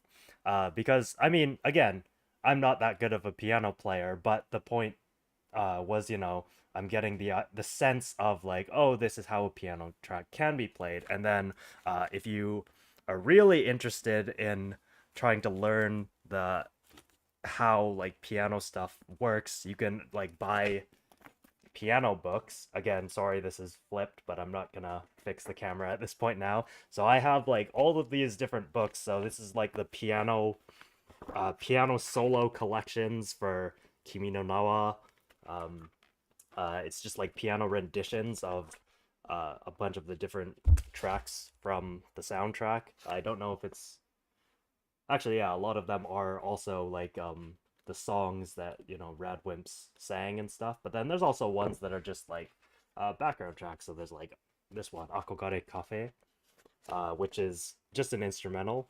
I don't remember exactly what this one is, but you know, you can get things like this, and then it doesn't have to be like, I know Japan does a lot of these kinds of books. I don't know how often you'll find them outside of Japan necessarily. Like the only English one that I have in this batch is this Zelda one that I got. Actually, I can't remember if I bought it at the concert or I just bought it on my own at some point in the future. But this is like the orchestrations from when they were doing their touring concert, um, just reduced down to piano solo, and yeah, you get a really good sense of what like a professional can do. Like a lot of these are also very difficult. So you do need to be careful if you want to do like a recording session and you are booking like a musician to come and play your piece. How many times you want to how much money you have to pay them for each, I guess, practice session if they need to practice prior to actually putting on a performance or just like recording the thing itself. Recording, they can have a little less practice because you can do things in parts. And so as long as they can get a part down, they don't have to record the entire thing all at once. But yeah, that would be my tip. Just like study scores. Um, they do sell them even in Guitar Center, albeit I've noticed in Japan they have a lot more to pick from, straight from the composer's labels, while in America it's nigh impossible. Yeah, exactly. Like, I definitely like I bought all of these back when I was living in Canada, and like I just bought them off Amazon. Um, but specifically for piano, it's really great to find like piano collections ones, and then online you can actually find a lot of stuff as well. Like I have the full brass band score for the Hibike Euphonium, the Crescent Moon dance, I think it's called. I can't remember the name of the track, but that basically it's the like main finale piece that they do in their concerts. I bought that full score. I think it was like 4,000 yen, so like 32, 33 USD, something like that. But yeah, you can find these kinds of things online as well. And even if it's not like an official version, where did you buy it? Crescent Moon Dance. I've been looking for it in America. It was off a Japanese site, um, Japanese like sheet music site. But it is the full brass band score with, and it came with all the parts. That's why it was so expensive. Gotta practice more piano, but me too. Yeah, if you search for these things, a lot of times you will have to search if you want like Japanese things. You will unfortunately have to search in Japanese because they're not gonna have them a lot of time in in English unless they're more of an international brand like say Zelda. Uh, yeah, but that's that's the only recommendation I can really give in terms of tips for getting better at writing for piano is just studying piano scores.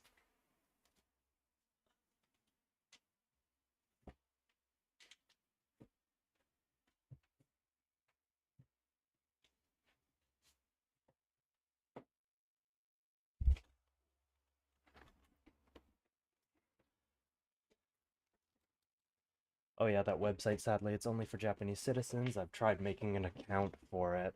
Yeah, I think it was like one specific site. I can't remember. It was like gukfu.net or something. I have entered the Discord, didn't know you had one. That's okay because it's basically dead. I don't really ever post in it or like say anything. Definitely when I was uploading more actively, I did a lot more with it. Um, but like when people there, I know there's one guy who he posts every once in a while and just like shares things. Yeah, this medley notes. I'm assuming it's a he. I have no idea though. But yeah, they post in there. Uh, and I wish I was more active in it, but I just don't have anything to share because my day-to-day life is not that interesting to be honest. So, yeah. Anyway, let's see. So that is the end of I think that's the end of 2012 unless let me see. Where's that folder? Music. Music work projects from when were all of these ones made? 20 end of 2013. Okay, so these ones are still a little bit farther in the future. Oh, someone is saying things in Discord and I don't have it open. Ayo, I guess the best way to share music. For sure.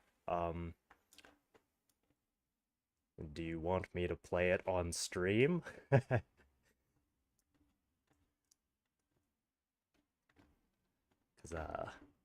I could do that, or we can just keep going this way. I'm open to whatever. Haha, you can if you want. Alright, well, for now, I'll put something else on and then see if I can figure out because again, I'm not a streamer and I'm very slow at doing everything in OBS. But yeah, so let me find something else, some of my other old stuff, and then I'll figure out how to play it without sharing everything on my screen. Let's see.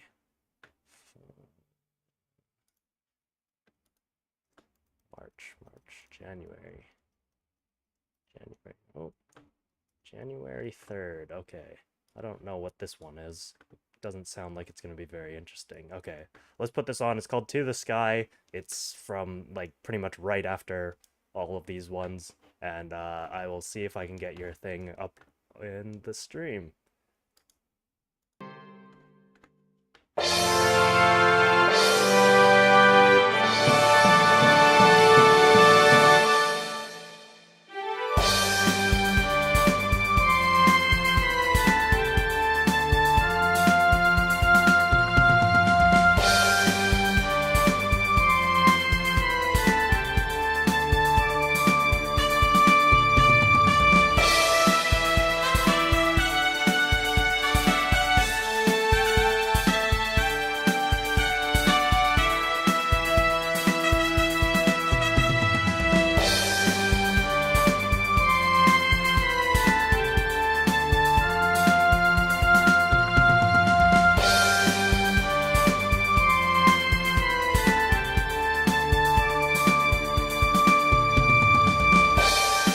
Good positive vibes from this one. Yeah, I don't really know what it was supposed to be, but based off the title, it kind of makes sense.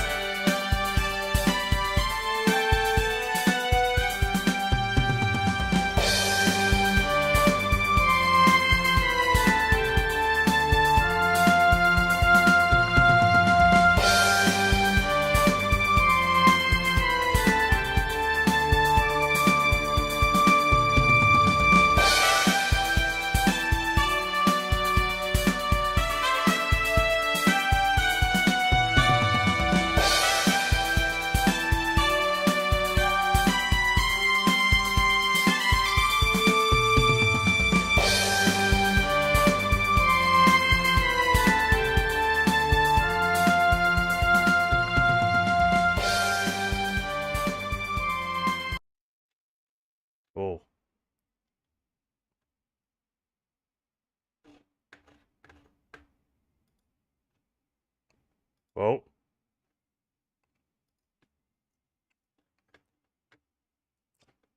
my bad.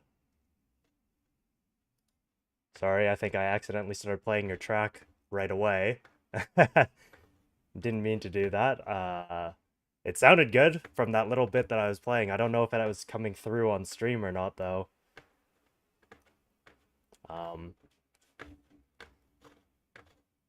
that little bit sounded really good, though. I hear nothing yet. Okay. Yeah, so clearly that didn't work. But I couldn't get it to stop from my end. Here, wait, let me try something actually.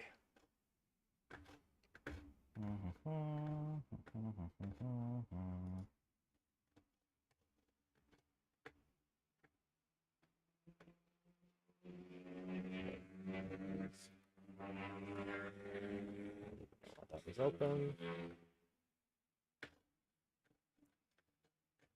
Let me see.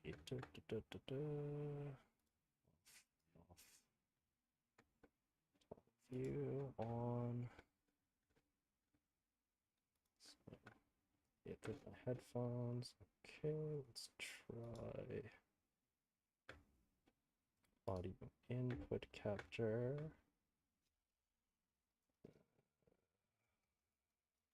Back. I guess there was no real point in me playing that other track because I'm still trying to figure this one out, and oh, it's not finding it. Oh no.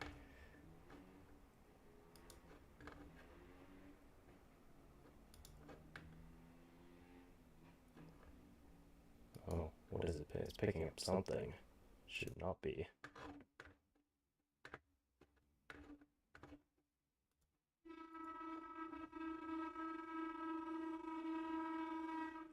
Ooh, that train was loud.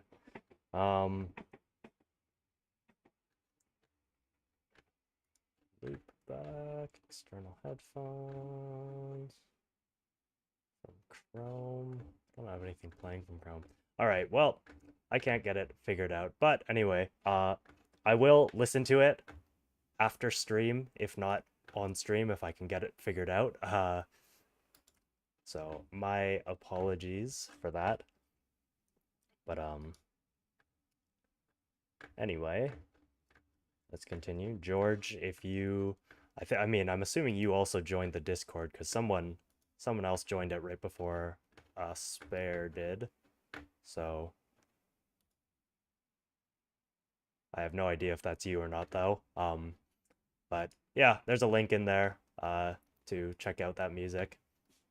But yes, I will definitely check that out later. When I have a minute because that intro, those first few seconds of it that accidentally played on my end at least, did sound very nice. So I don't know how much advice I can give you, but we'll see. Anyway, so continuing all of my old bad music to continue with this. So let's see. Now they're gonna get mixed in projects and non-projects. To the Sky, January, December, January. Is this one? Oh no, that says unfinished. So let's not do that one. Lament of the Forest. March, March. Ooh. Okay, let's get rid of all these ones that weren't, that are done. Oh, that's not what I meant to do. Lament of the Forest. Theme. It's also March. Oh, here's my 8-bit thing.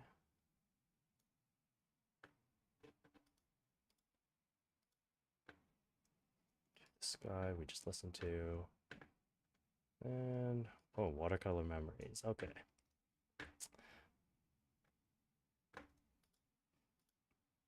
Okay, so the next one, Lament of the Forest. Again, it's supposed to be kind of video gamey, I guess, but genuinely impressed with how the piano doesn't get away with the strings. Nice and pleasant. Okay. Sorry for the delay, but it gave you time to listen to each other's music, so that was good. All right, here's the next one that I have.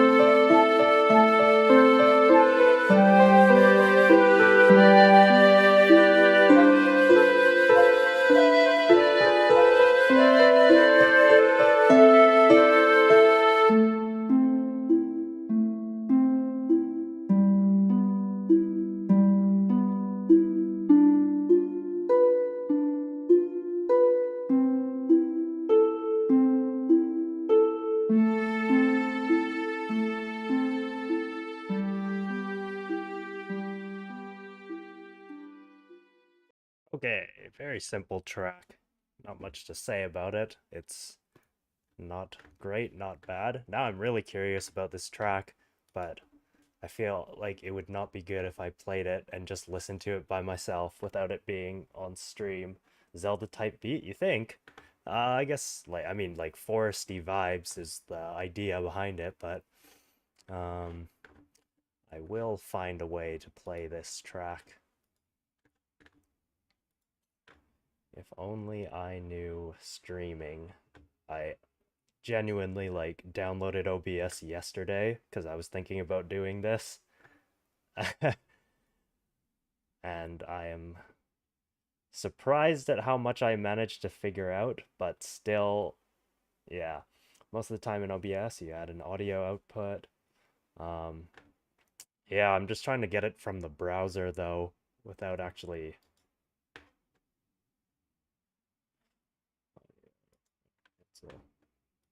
It's audio input.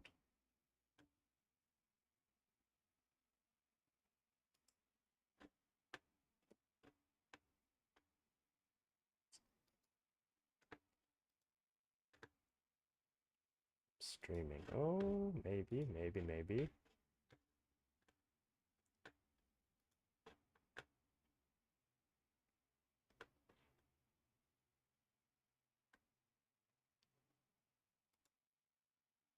Oh, again, it's picking up something, but nothing's actually playing on it, so I don't know if I trust that one.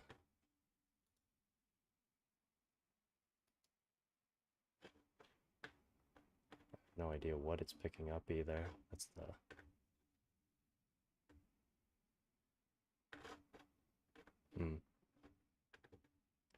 If you add an audio output, only your audio from your PC will be shared, not your screen itself.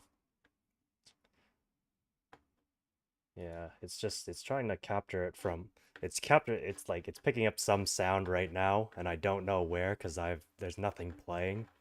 on my end, so it's just weirding me out a little bit here. Because I don't want that to just be like a lot of loud static or something. Um, yeah. Oh well. Let's. Yeah. Anyway, this thing that's called a theme. I think that's supposed to be Ben's theme because I didn't have an actual title for it.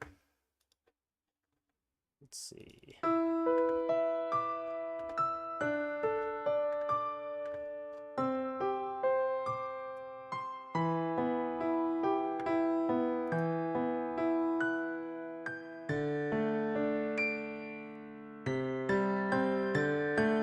I tried to orchestrate this before I knew anything about orchestration too. Did not go well.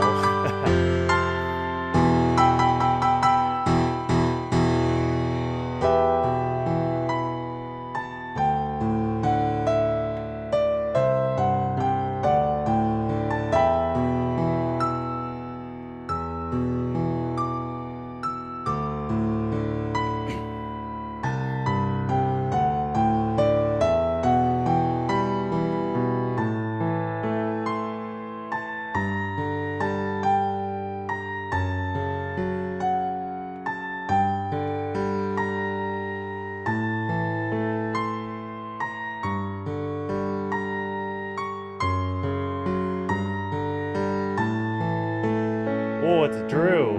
Drury, how's it going?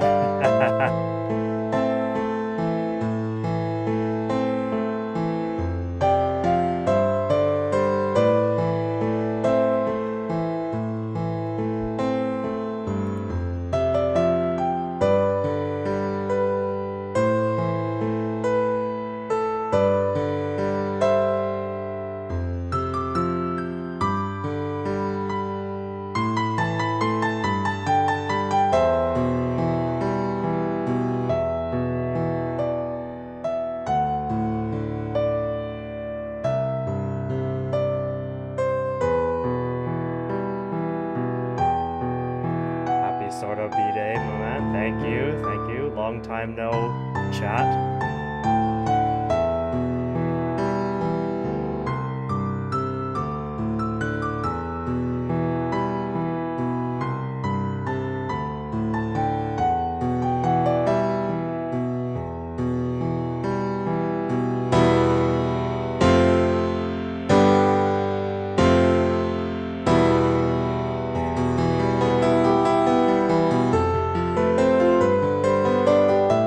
I remember this part pretty well, actually.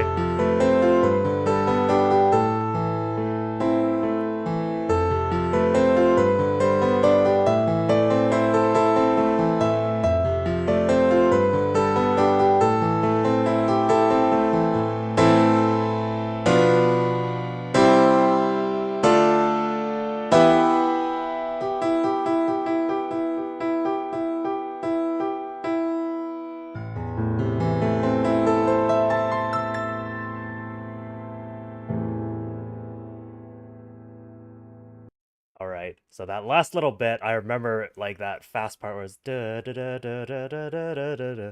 I remember I like the main inspiration for that was like that the sad piano track that plays in Fire Emblem Awakening during the chapter right after Emerin dies. Spoilers for a 10 11-year-old game, but yeah. Quick get Jen in here for the reunion on stream. Oh man, like I wish, but also Jen would never because she could not show up on time for anything. Um, actually, Drew, we're getting close to some of the music that I mean, you probably wouldn't remember any of it, but if you do, uh, so Drury, the other guy in chat for the other two of you guys, we worked like we met like I sort of met online like 11 probably 11, 12ish years ago, and like the we tried to work on a project together with a bunch of other people that was just like a what's it called, a like a crossover visual novel between like the most random the most random like group of games. Drew, do you even remember what I know? Like Golden Sun was obviously one of them, and it was like was it Sly Cooper?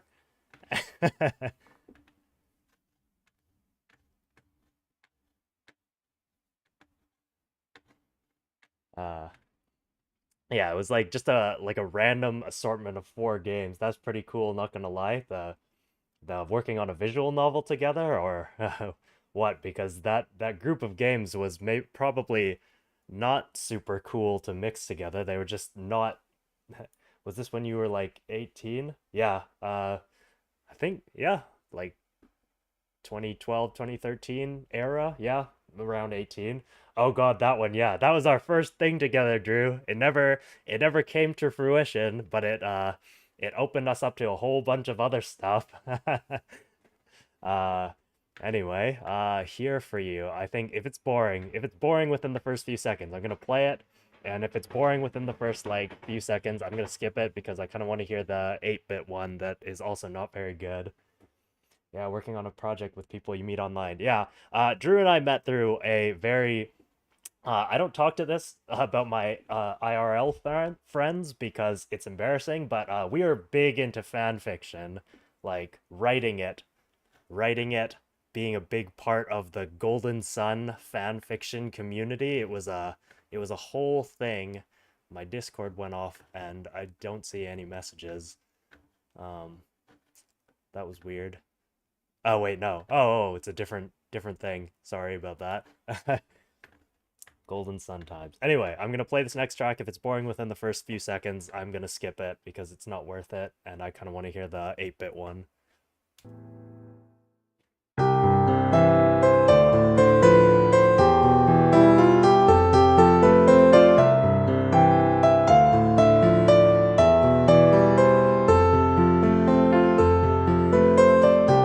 It's okay. I'll leave it. I'll leave it for now.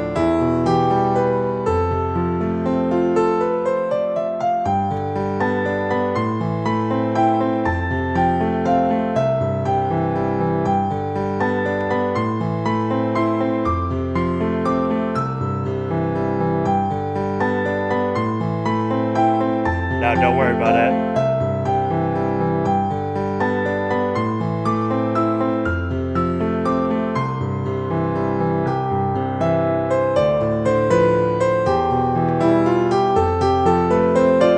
Damn, how is this track so long though? Oh, okay, it's changing. Wow, okay. It actually has a nice flow.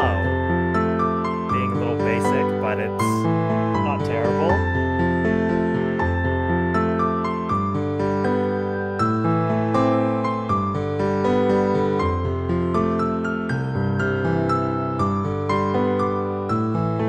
Yeah, definitely, for sure.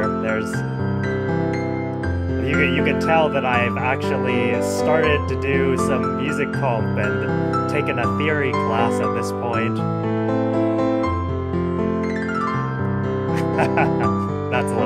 That was a little cheesy, but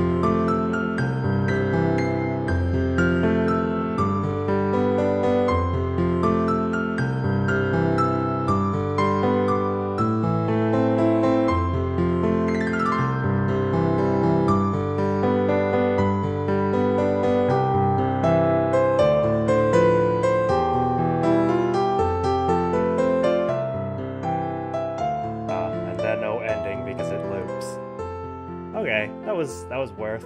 I might have to turn down the volume for the next one though, because I think there was like no control. So let me just turn this down preemptively. I'll get to that one, Drew. Ooh, this gotta come down way more.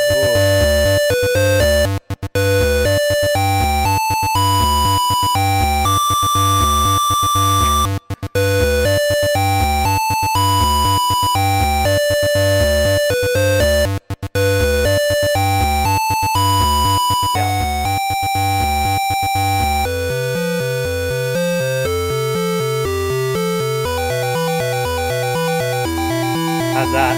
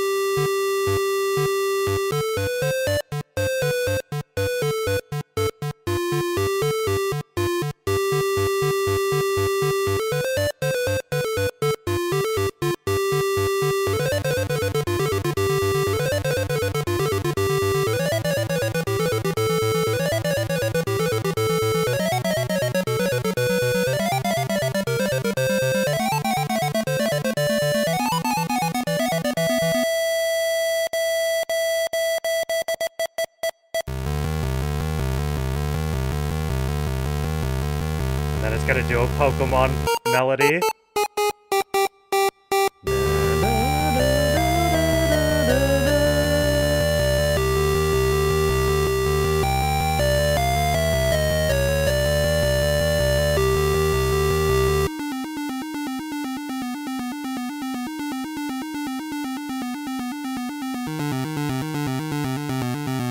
And then the octaves didn't really work in, yeah, chiptune. It doesn't really work.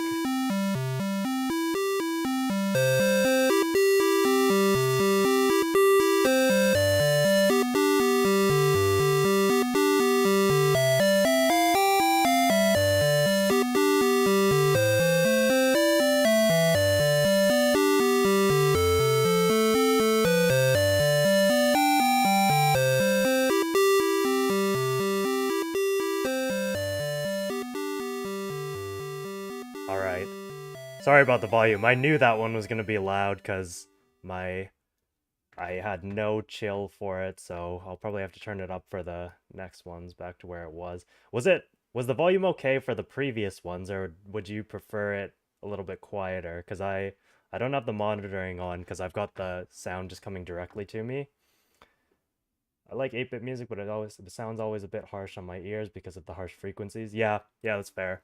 That was like my first and for the most part last foray into chiptune. The other song sounded fine. Okay, I'll bring it back up to where it was then.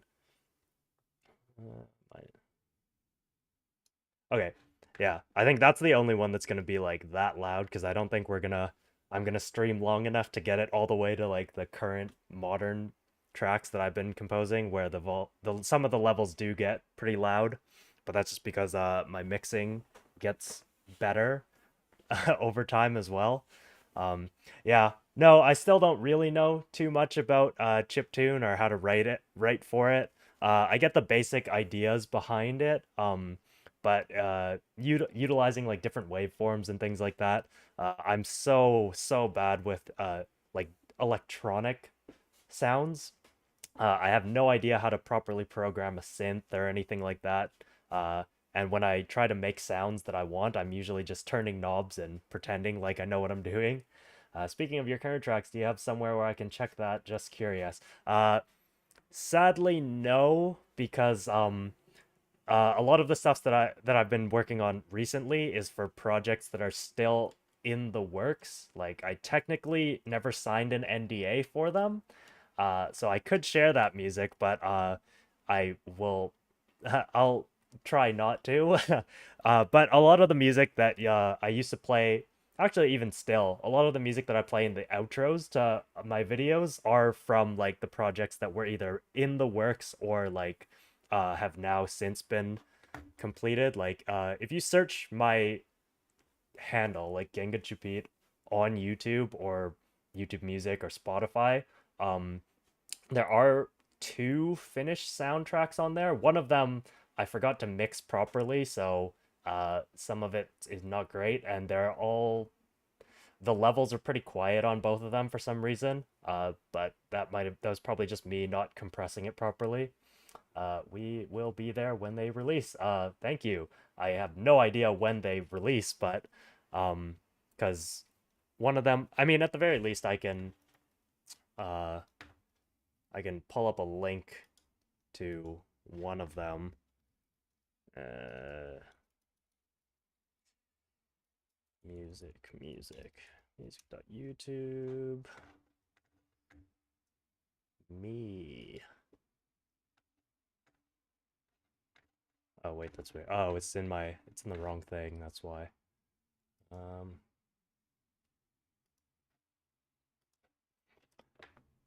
Tales of Eldraza. Found that on Apple Music. That was the most recent thing I posted. It's actually an older album than the previous one. The other one, which is Solanacy. Um, yeah, that's some of my more recent stuff. Solanacy, I finished the soundtrack early last year, I want to say. And then Tales of Eldraza was from 20. Oof, what year was that? 2021? It was for a game jam, so there's only 5 tracks on it, I think. But we had to finish the game in a week, so it was like, do what you can in a week. Uh, but yeah, maybe I'll play some of that later. But for now, we're going to keep going down this nostalgic nostalgic path that we're on.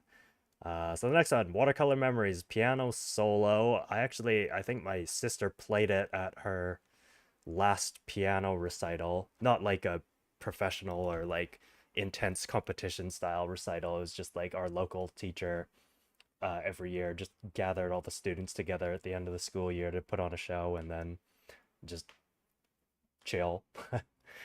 So that's this next one.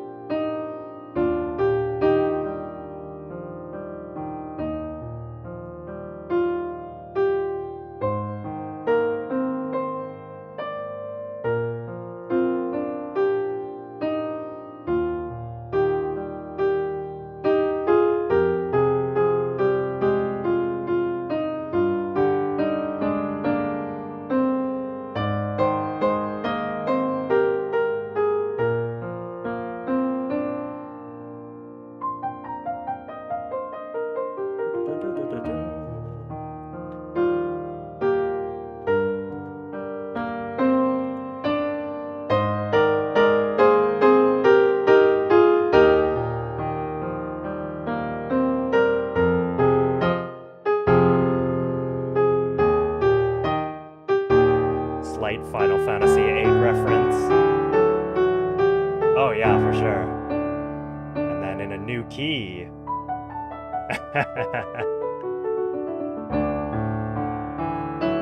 Yeah, yeah. Final Fantasy VIII, little reference in there. Eyes on me.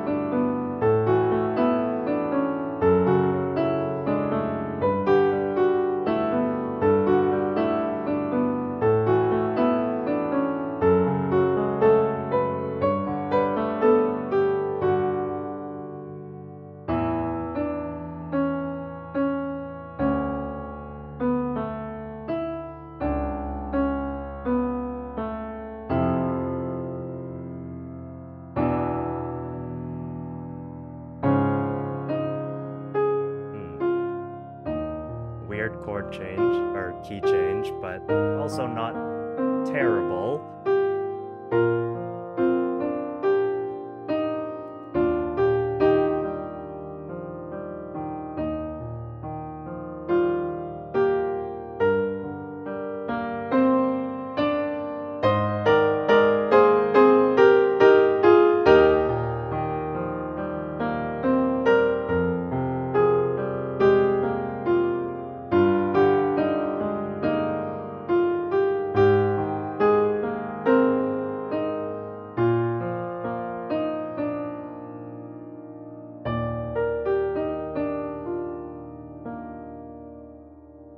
Hmm. I vaguely remember writing that one actually, but still, it's from what, 10 years ago? Peaceful. Yeah, basically all it was. Oh, wait, no, that was still like 10 and a half years ago. Um, Not terrible. I think that very ending rundown, that da da da da da da da, I stole that from, of all things, Sword Art Online, because I think that was when I was just starting to start getting into anime, and I had just seen Sword Art Online. Uh, this was when I still actively enjoyed listening to all things Kajiura Yuki, and of course that has changed since. Um, she still writes good music. I just won't go out of my way to listen to it. She did. Like, I don't think her soundtracks are bad. They're just samey.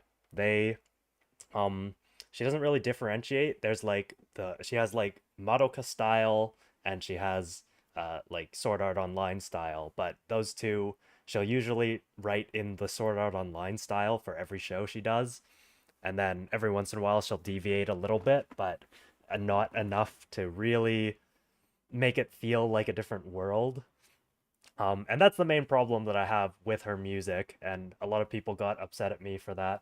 Her sound doesn't change too differently for the past few years. Oh yeah, no, like that's basically what I said in my video from like what 4 years ago.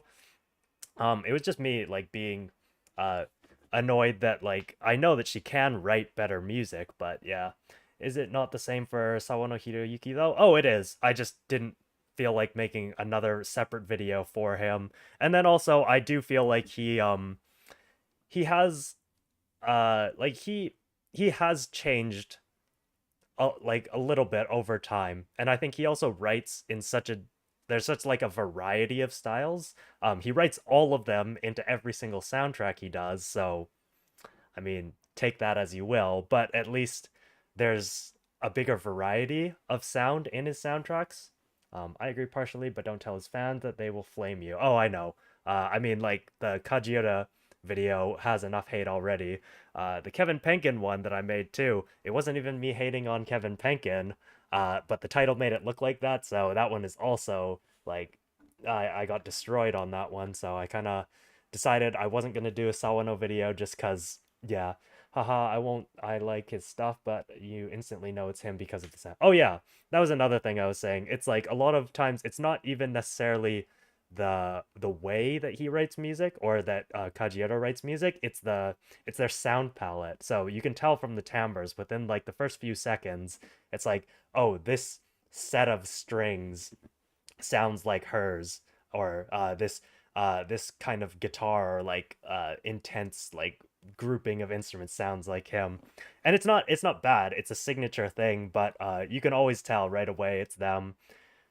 And yeah, anyway, I don't want to go on another rant about that, but it's it's fine. I just don't go out of my way to listen to their music or get excited when their names are on new soundtracks and things like that.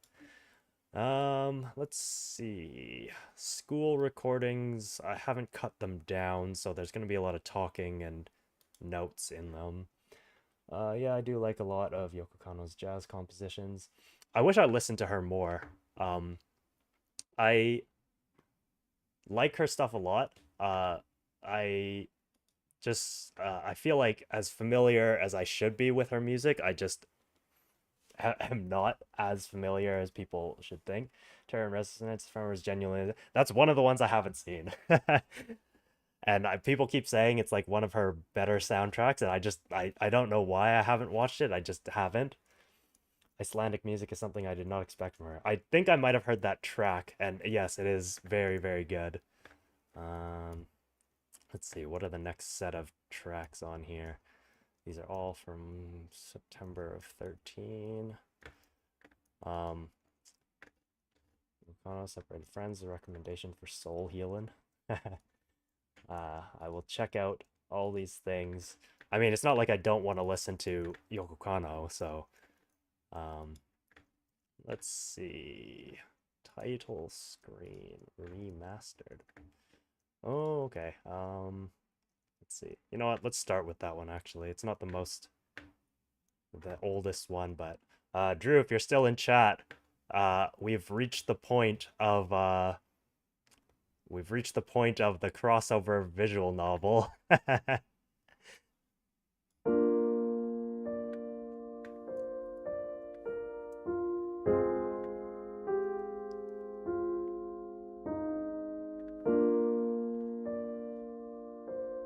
I be Lark, to be honest, people say you should play the cover. I was just cover demos instead. Music is a thing.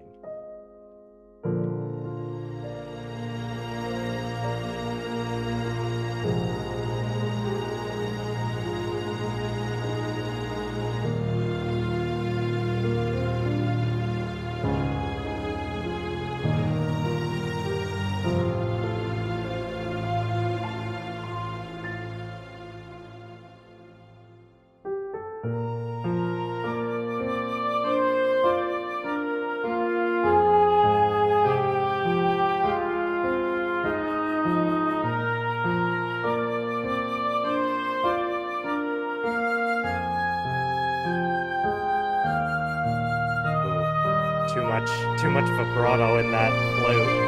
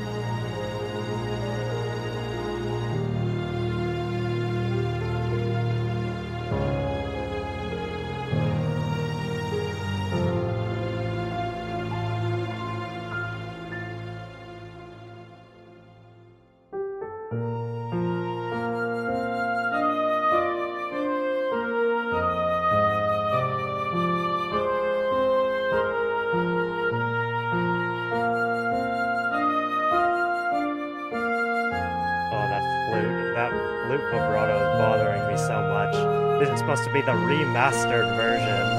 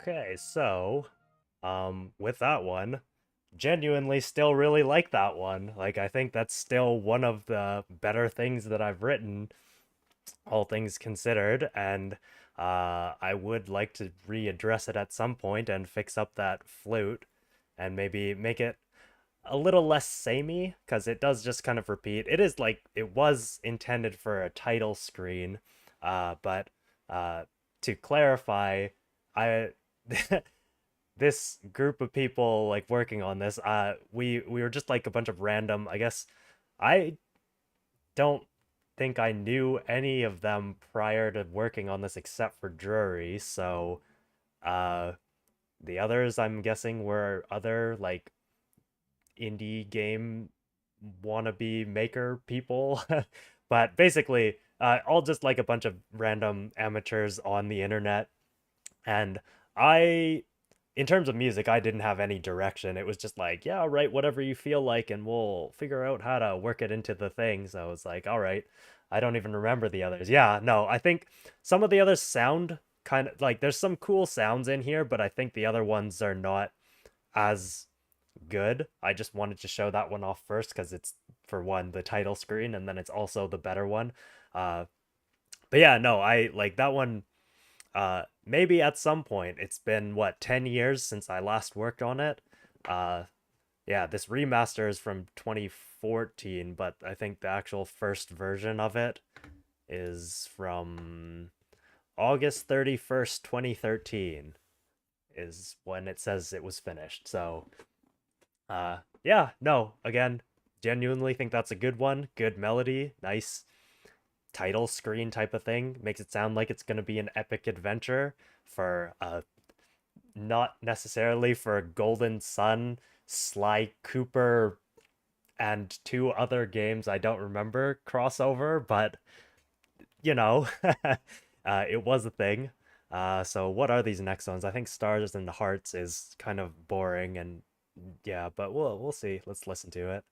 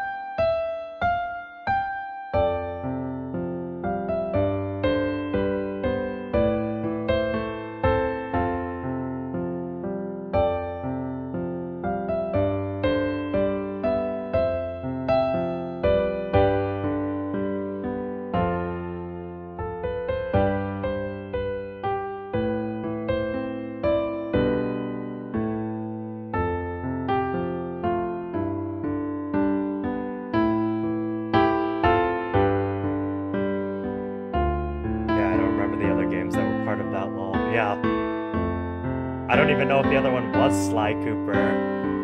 It's just what is it? It was either that or like Jack and Daxter. It was just something that definitely didn't fit with Golden Sun.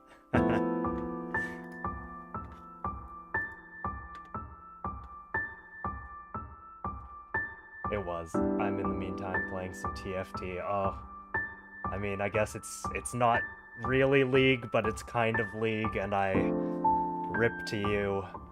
I avoided League altogether, and I'm kind of glad I did.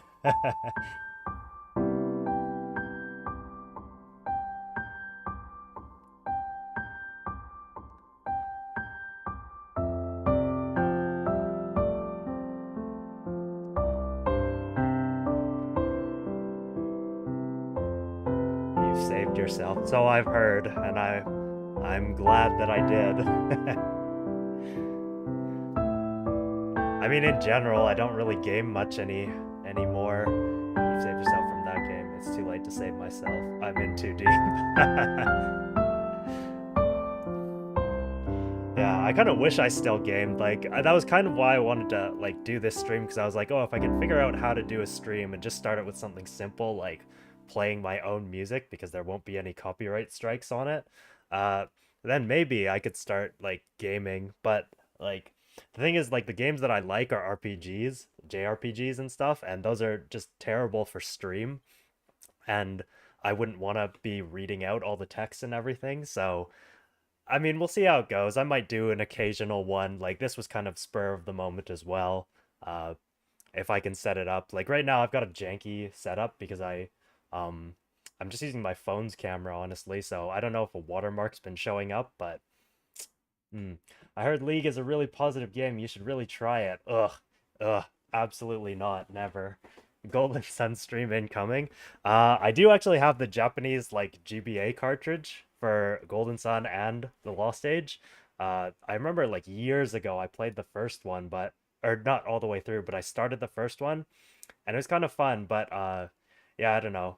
Golden Sun stream. Dude, I haven't played Golden Sun in like probably since uni, like first year uni, and I think I've forgotten where everything is. I would definitely not be able to 100% it anymore. Yeah, I didn't expect a live stream, but it's a welcome surprise. Yeah, no, it was also not expected from me until about a few days ago when I downloaded OBS to see how it works, and like I'm still learning it right now, but at the very least I can do something simple like this. Um it's like riding a bike. You never really forget. Golden Sun? I mean, like, I think I would forget where all the Jin are.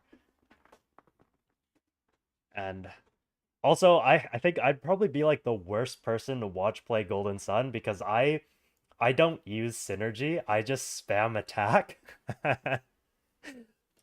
And so I think I always just over leveled myself at the beginning because there was the glitch where you could fight the apes in like the very beginning section where you shouldn't be able to. And so I would be way over leveled, and so I could just spam attack and never have to strategize anything. Uh, anyway, on to the next piece of music, which is called Generic Peaceful Music 1. So I'm sure it'll be great. Oh, I already hate it. I already hate it. I think it's a shitty flute melody too.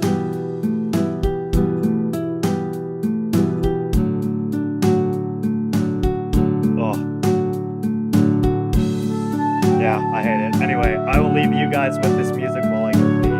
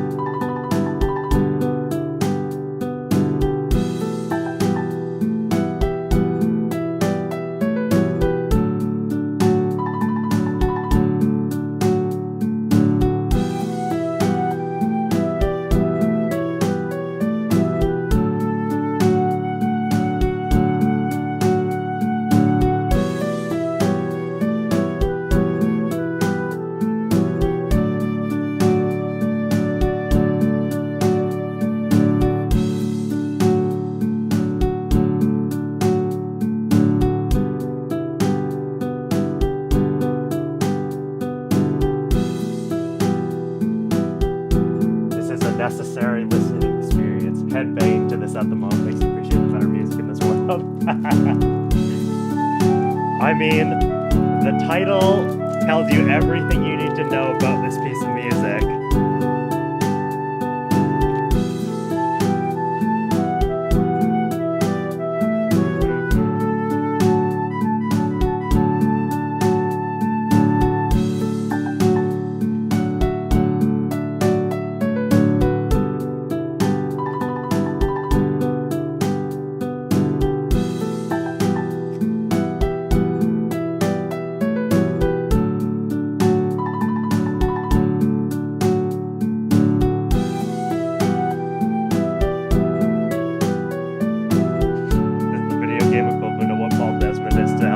Music.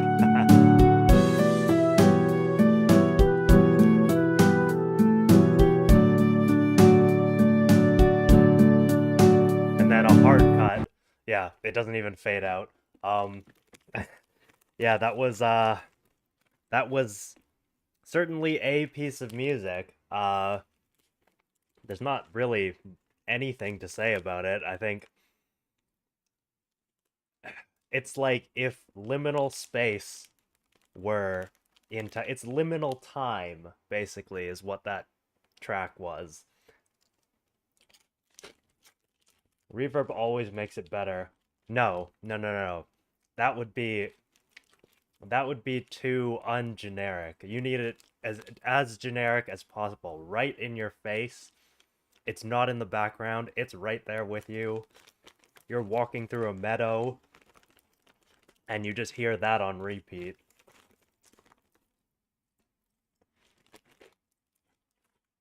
Anyway, I don't think Lullaby 1 is much better, so maybe we'll listen to it for a few seconds and then skip it.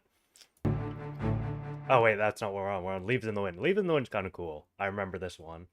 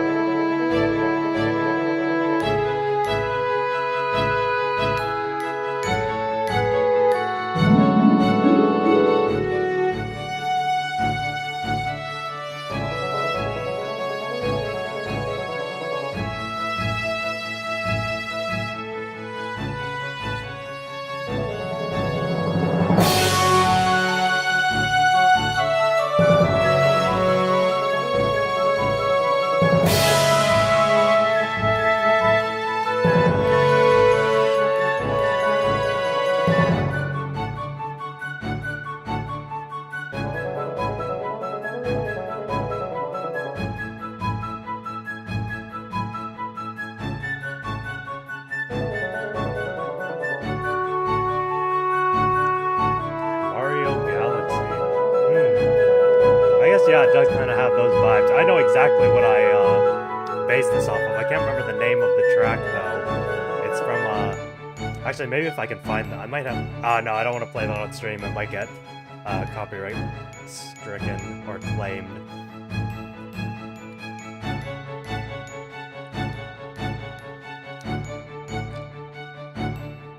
Is a fade out? Yeah, it's a fade out ending, because I think it just goes back to the beginning. All of these should actually just go back to the beginning. It's just the ones that I liked actually got versions where they fade out at the end so that you can treat them like soundtrack pieces instead of just looping tracks that leave you in liminal space. That was a pleasant listen. Yeah, so that one was based off of there's a track from the Haruhi Suzumiya movie. It's called Suzumiya Haruhi no Tegakari, the clue of Haruhi Suzumiya or something. And it sounds like I was basically stealing the idea from it. It doesn't actually sound that similar to it, if I'm remembering it correctly, but I stole like the strings doing that pattern.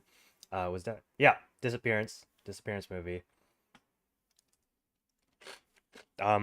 It plays at the part where Kyon finds out that Haruhi still exists in the world. And so it's just like, oh, it's uplifting because like suddenly like there's someone like she didn't just disappear, she's just not here. And so it's a really fitting moment, and I just like love that track. I love that soundtrack too. I made that video about it a long time ago, and I wish I had not spoken in such a depressed sounding voice. I thought it was gonna I thought that it would convey the seriousness of how I felt about that movie, and it just made me sound depressed the whole time. That movie was something else. Oh yeah, it's still like um it's one of the only things I've rated a 10 out of 10. I wouldn't actually tell, like if people ask me for like a 10 out of 10 movie recommendation, that wouldn't be one of them. But like for me, it's just like that like I think just having liked the franchise a lot and then seeing how it all comes together for the movie, and they actually just they didn't cut anything, because I did eventually read all the books, and like that one is adapted in its entirety. It's actually it's amazing that they actually went out of their way to do every part of it. But yeah, so that was the inspiration for this most recent track, and then we've got Lullaby 1, which I don't think is super interesting. So again, if it's boring, we can skip it. That and Liz and the Bluesbird are some of my favorite projects, soundtrack, art, etc. in general from Kyoani, for sure. I also, yeah, definitely like Liz and the Bluebird. That one hit me hard. I remember also being drunk while I watched it, but it was like, oh man, these feelings. What are these feelings? Um, but then also, see, arguably, I put Violet Evergarden in there as well as on the overall story wise. Violet Evergarden is like, like I don't like it, but I'm biased to Your Lie in April just because it made me start music. It's a good reason. I mean, there like anything like I don't know. I'm not gonna judge anyone for doing something that stemmed from something that you would perceive as like cringe or kind of stupid or whatever. Because like, you know, if it leads you into a better place, like who am I to judge? Like what do I care about what your interests are? That third movement forced me to pick up an oboe a week later and still pushing strong 3 years later. Hey, that's cool. I've always wanted to learn like a woodwind, but I just never found the time to. Like I feel like I'm too impatient nowadays to try learning an instrument because just because of the fact that I know what all these instruments can do because I can write these things for them. And so I'm like, man, I really want to get to that level, but I can't like obviously you can't get to that level in like a few days. And it's part of the reason why I've never learned guitar properly because every time I pick one up, I'm like, I'm gonna learn and take my time with it and be a beginner for a while. I think the longest I've lasted trying to learn guitar is like 2 weeks, maybe. Hmm. But yeah. Anyway, that is very true. So far in uni, that duet alone is pushing me every time I get lazy on the oboe. I mean, at least you've got uni to keep you going with it. Like if you've got if it's a hobby that you can do in your spare time, or that like, or if it's more than that, then like, hey, even better. My guitar is sitting next to me, very sad since I haven't touched it. Oh, I always like played around on my like I had two guitars back in Vancouver, but um, I I never actually learned how to play them. So chords, I can play.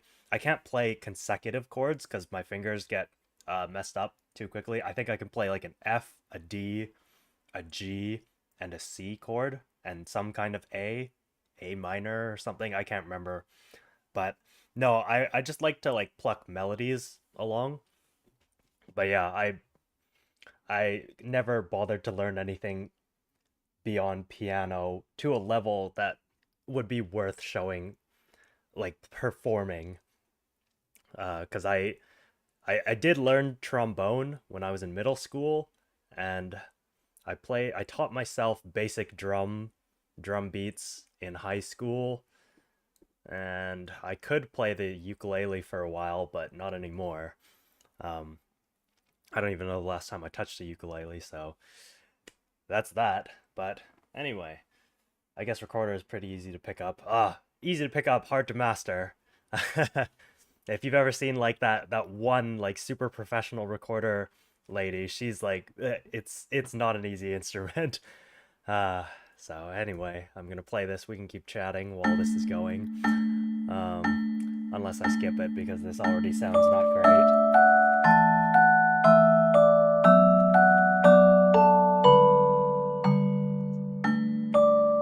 I think so. She was in like the two set violin video and everything.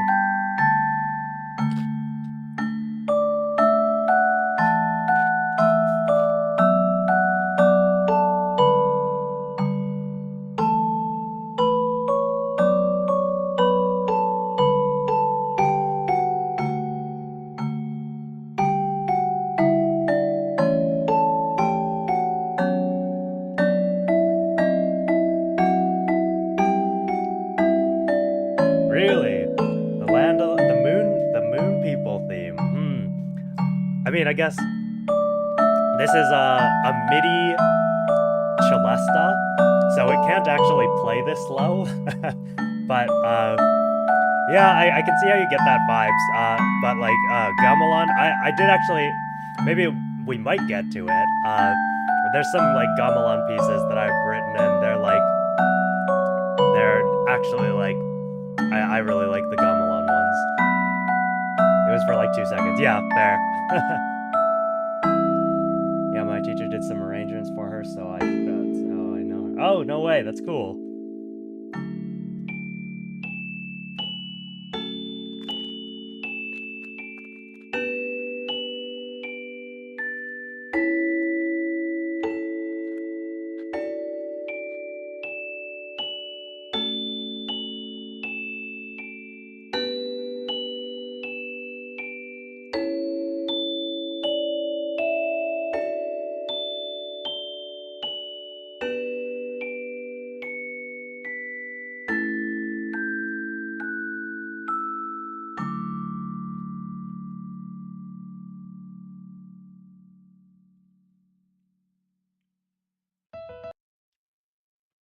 Bedtime type beat. Good. It's called Lullaby. Lullaby 1. I think Lullaby 2 is the exact same thing, but for strings? I can't remember. I'm not going to play Lullaby 2. It's the same thing. A Brighter Future. Oh, this was also from like something that I took from an anime. I can't remember what it was though. Please Twins? Not like a very well-known show. But it was the first time I wrote something in 5/8. So, yeah. Odd time signatures. This one, I mean, not the lullaby one.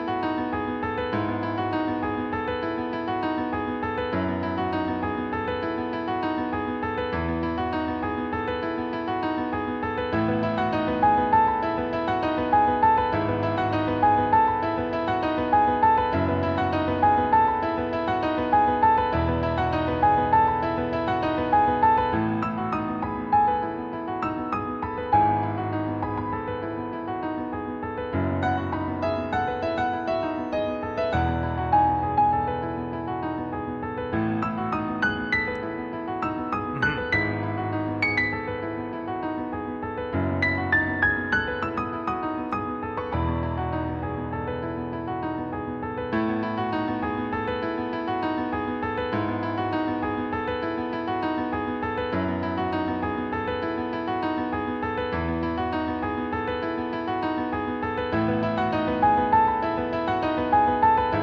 Very simple and repetitive because it seems like it keeps going for a while and I'm not even halfway through. It might just be repeat in the middle though.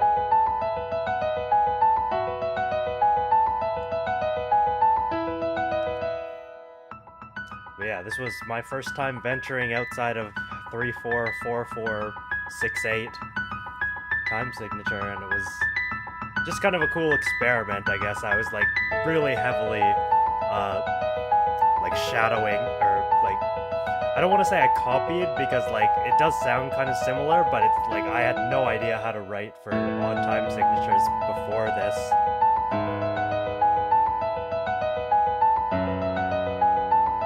I honestly like didn't really even know they were a thing either.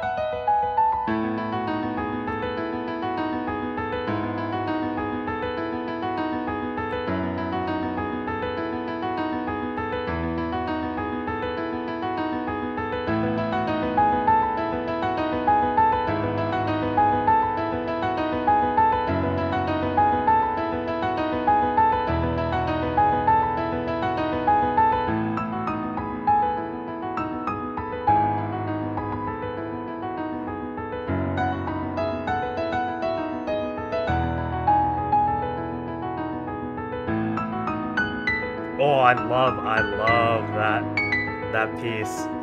Memoflora is amazing.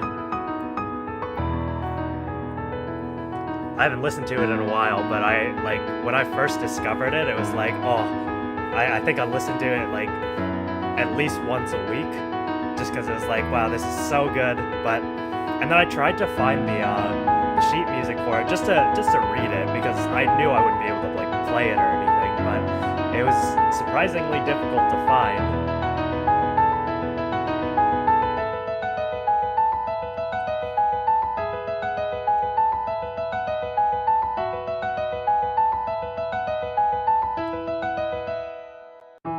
Oh, okay, that should have had a longer outro, but okay, sure, whatever. But yeah, no, yeah, that's heavily like uh mirroring like a different piece from like whatever anime that was from, but I just remember like that track in particular was one that like really stuck out to me when I watched the show, and then yeah, it was just I wanted to try it because it was not in a standard time signature. Sheet music on Memo Flora is added on the YouTube video, so that's nice. Bloom? Um, is it? I don't think I've ever actually seen the video. I've just oh wait, no, I might have watched it once, but I like yeah, I couldn't remember. Yeah, I don't remember it, but yeah, no, definitely that piece is like amazing. Bloom as in is that the name of the track? I don't remember now. Um, but yeah, no, that's a really nice piece. I don't listen to a lot of like I guess concert composers because I think my introduction or like what got me interested in all this like this kind of I guess classical style music was like game composers and then later anime composers. And so most of the people that I follow are like Japanese composers or people who write for Japanese things. Um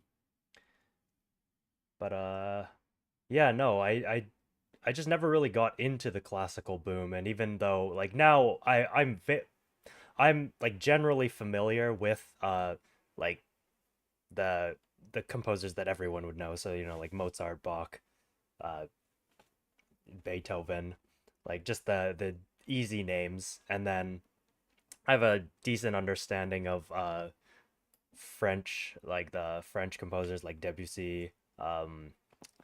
Shoot, why am I like I'm blanking on names now? I feel stupid. Like Saint-Saëns and all of them. It's quite overwhelming. Same though, I prefer it sound wise. Japanese composers, I mean, it's quite overwhelming in comparison to Japanese soundtrack composers.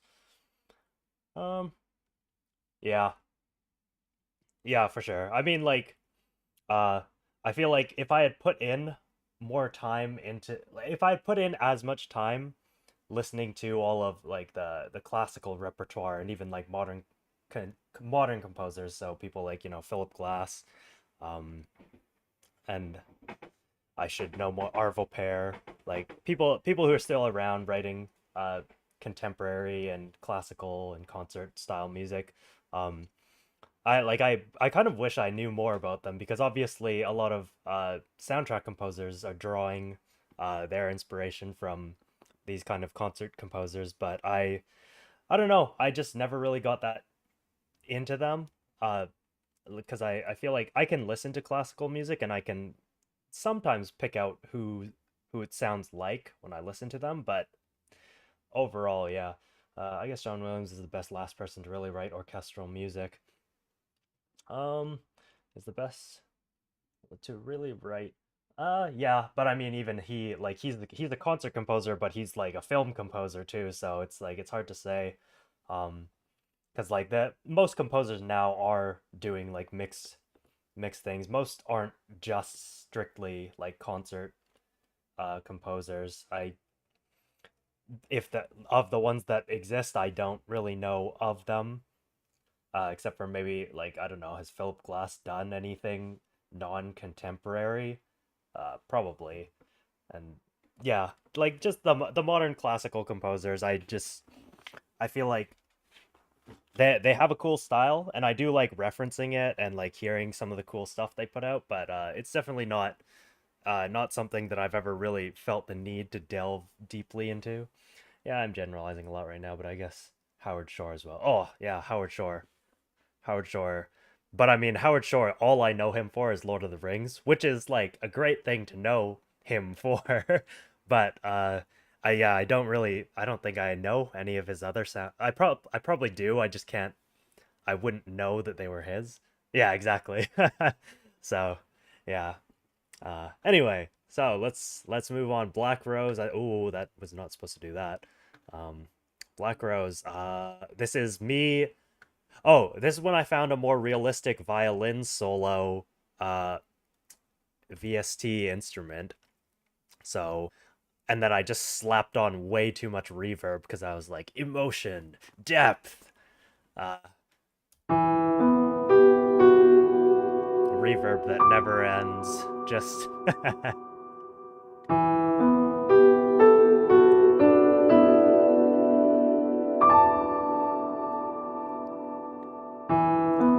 more. Oh yeah, definitely.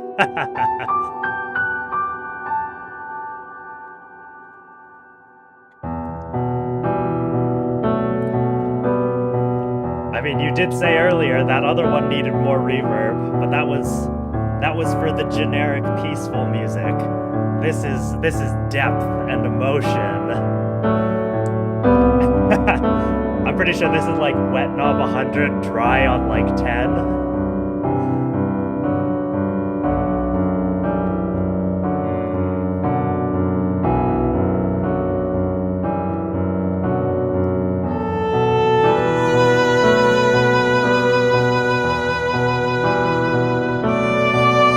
Mm,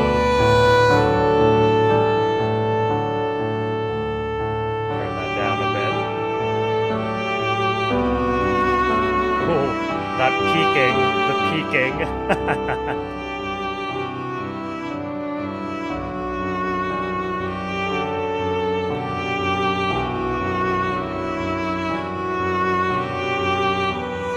Oh, it's peaking so much.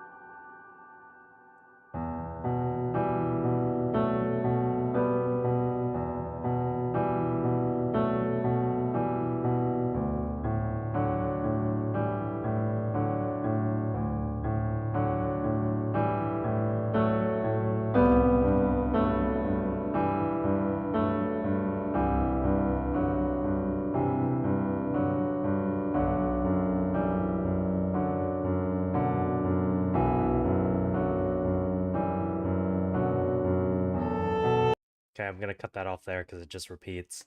I remember you saying in a video an underrated OST for an anime, but I can't remember which one that was. Fully orchestral, I believe. Underrated. I mean, I think I say that for a lot of soundtracks. Uh, fully orchestral. That kind of makes me think it might have been. Was the video on that? Like, was it? Because I know, like, maybe Space Brothers. Like, I did do a video on Space Brothers, so that one, That one has. I think that anime itself is just underrated though because it's very long.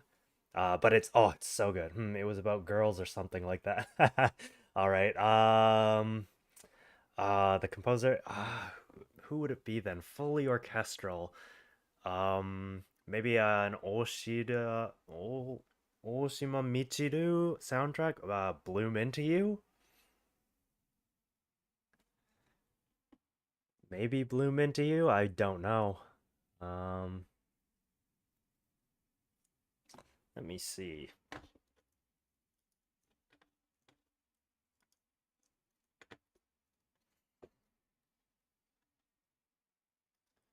Because I mean, well, I mean, I guess is maybe it's not fully orchestrated, or I'm dumb. I forgot.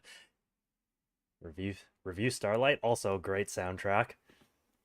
Um,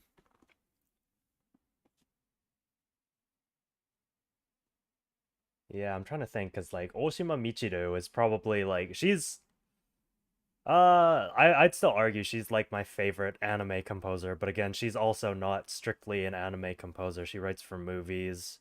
I think she's done some, yeah, she has done some concert work as well, but she's like primarily a movie composer, like a live action film composer before she's an anime one. But she's done a handful of anime. She did Little Witch Academia, she did um Akagami no Shiro Yukihime, the Snow White with the red hair. I think it was also about magic, but it's too long ago to remember correctly. About magic. It might have been Little Witch Academia, if you haven't seen that. Because yeah, I did a video about the main theme and how they utilized it across the soundtrack in different contexts and things like that. Yeah, that was a series that just every time I made a video in that series, it just performed so badly. So I stopped doing it. I think because people would see that it was a part of a series and they were like, "Oh, I don't know this series," so they wouldn't click on it. Um, but yeah, might have been that one. Uh, who knows? You can always just explore soundtracks too. I'll search it. Let me check. Okay. Well, while you do that, let me see. I've reached a point where I don't know what comes next chronologically anymore. So, um, let's see. Music comp. Audio files 2013. No, we're way beyond 2013 now. We're 24. The only thing I can think of is Hoshi no Tabibito. Hoshi no Tabibito. Uh, but that isn't about magic though. Like it doesn't have magic. It's just like regular. Since it had the string parts in it, it's in its intro. Oh yeah, I mean that is that's such a good song, that one. But I don't know if that's necessarily what they're thinking of.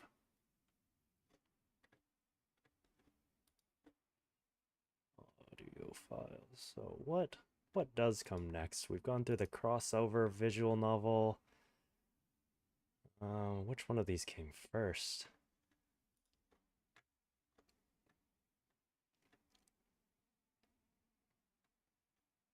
Hmm. Oh, 2015. Actually, I know what the first one was in this soundtrack. I just don't remember what it's called.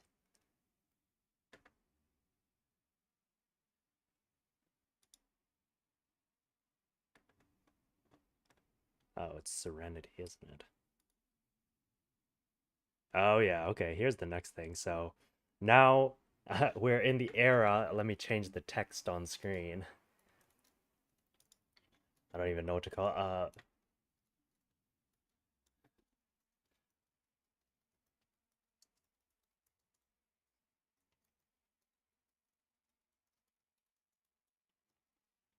Oh, I found it. Okay, so what was the soundtrack you were thinking of?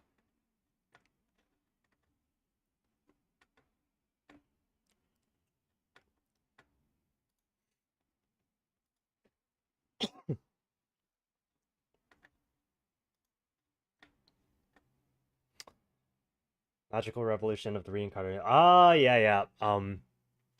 Yeah, that was a good one. One that definitely didn't need to be an isekai, but a show that 100% did not need to be an isekai, but they decided like we're gonna say that this princess is from Japan, and then they never reference it until like the very end. Let's see. Okay. Well, okay. Chronologically, these are not next, but this is in the same era of me writing just tons of visual novel soundtracks for visual novels that never got finished. Um, so, oh, should I put us in liminal space again? Uh, I'll put us in liminal space for like a few seconds just to see how that goes.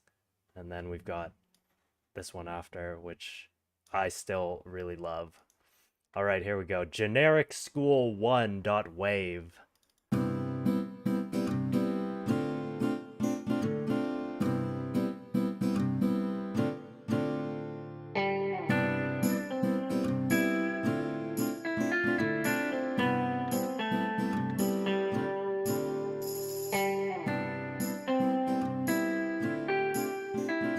I don't know why this program shows, instead of the title, if it's got tempo information, it shows the tempo here.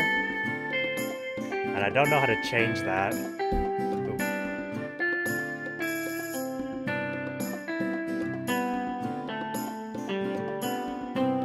It seems to think that's what the track is called, though. Masayashi Takana type beat. I feel like I should know who that is, and I probably do, but I can't think of it. Boy, those schools do be generic. It's got a nice, you know what? It's got a nice cello line at the end, though. So, like, as generic as all of this part is, the last part is actually like something that I kind of like. Man with the surfboard guitar. Ah, okay, yep.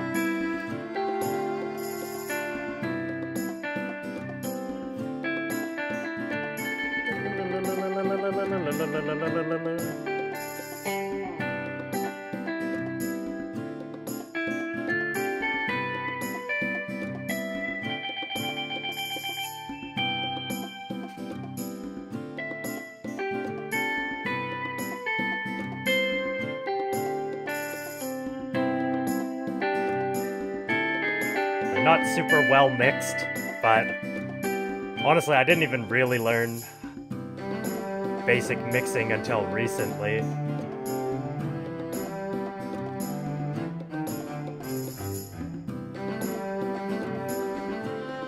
the Brazilian album or whatever it's called. I'd have to listen to it. I think I've heard it though, like I'm pretty sure I know what you're talking about.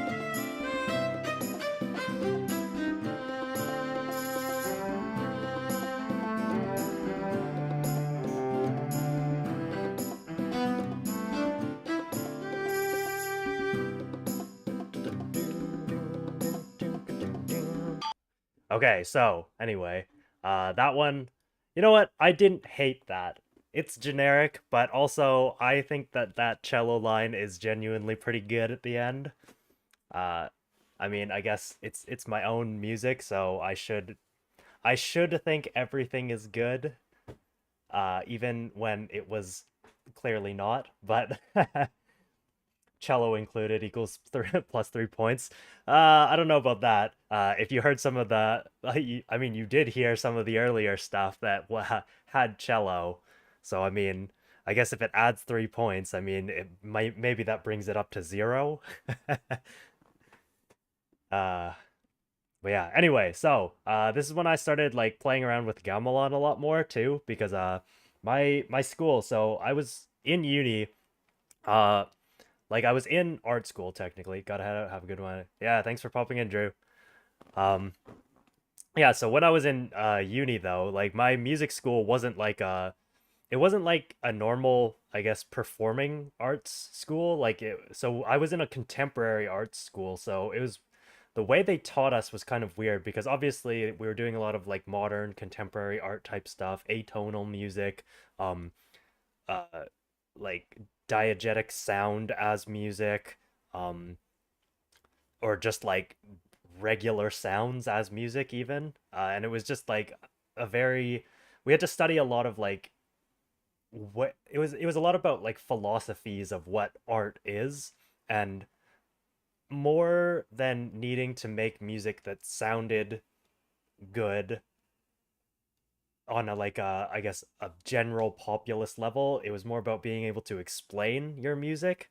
Um but so like in that way it was kind of weird, but also it gave us access to a lot of things that we might not have had access to at like our other schools.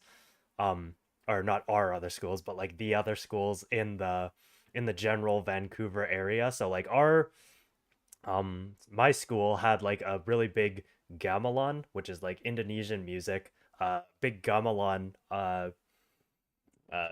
not program, but like we had like courses we could take as we were um going through our degrees and stuff. So I took 3 years of, or I guess 3 semesters worth, but it was like 3 years worth of like learning Javanese gamelan. I gotta go as well. See you around in the Discord or a new live stream. Yeah, for sure. I think I'll probably do another one of these because I'm not gonna get through all of this music, and I do kind of want to work my way up to some of the more modern stuff. So yeah, I'll do another stream at some point. It's probably gonna be random, but yeah.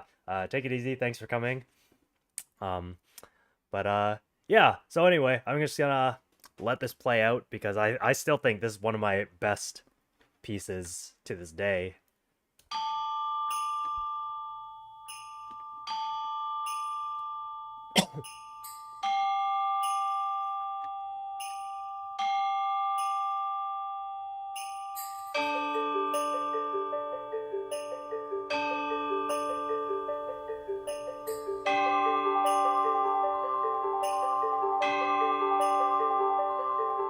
Tracks in Discord if you have time. Have a good day.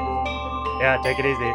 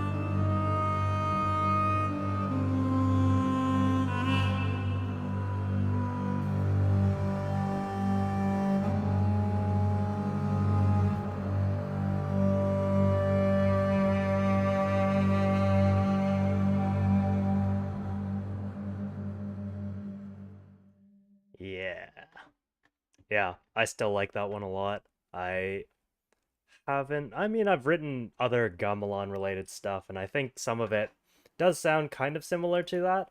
Um, or similar in that it's got that sort of intensity to it, because I have a much more like recent, like 2019 one that I wrote that sounds kind of like this, but yeah, no, I was really happy with how that one turned out.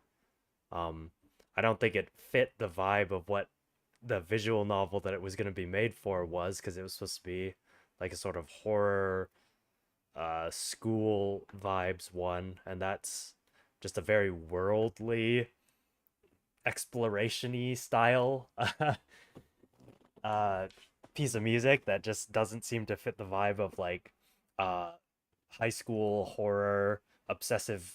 I think it was supposed to be like obsessive girlfriend yandere type of story. But eh, who knows? That game never came to fruition anyway, so it doesn't really matter. Um, I do. I mean, I'm not still in contact with that creator, but I remember they joined the Discord, or like one of my Discord servers like a long time ago, but like way after we had kind of stopped working on this project, and it was like very cool, like randomly out of nowhere years later to like see this person come back and be like, "Hey, I'm still around." And I was like, "Me too." But yeah. So anyway, let's see. What other soundtracks can we get to here? Let's just delete all of these out of this list. And let's see what came after. There was Barakana. When did Barakana start? Barakana. Art stuff. I mean, this doesn't tell me when it started. 2015. Okay, so we're around that time period. Hmm. Audio files. Oh yeah, you know what? We'll go with the menu theme. Menu theme for Barakana. So, let's just let's just start playing the Barakana thing. But anyway, turn uh,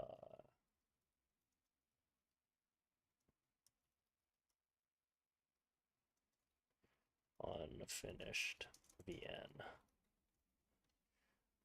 Yeah, so for most of these soundtracks that I actually wrote, never came to anything. Like they were never finished for one reason or another. It wasn't actually until I want to say like 2021 ish that I wrote for something that actually is currently still like the director has been like publishing it in pieces, so I guess it's like chapters of a story, but like because it's being posted in chapters and not just like the whole game at once, like I finished the soundtrack quite a while ago, and I can say like, oh, my music is on a finished project.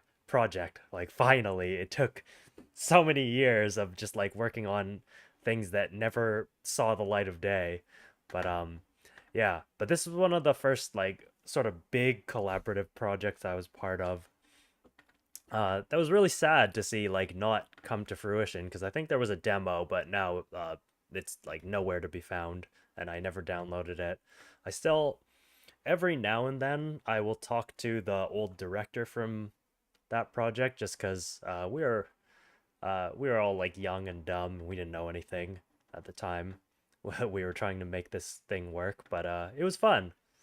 Um, Everyone seemed to be really on board with the project, and then I think just life got in the way. We're all uni students, so things got rough as they do in life. But this is a nice piece of music. Also, a lot of changing time signatures throughout. It's a lot of 3/4 and 4/4 back and forth. Um, I forget the exact pattern, but well, I don't. Let's just put it. Let's just play it. November 27th. So not, yeah, we've broken the chronology already, because I know there's other tracks, but I was writing a lot simultaneously because I was working on different soundtracks simultaneously. So, anyway, let's play this one. Blooming Rose. This is the title theme for Barakana. Three, four, one, two, three, one, two, three, four, one, two, three, one, two, three, four, one, two, three, four, one, two, three, one, two, three, four, one, two, three, one, two, three, four, one, two, three, one, two, three, one, two, three,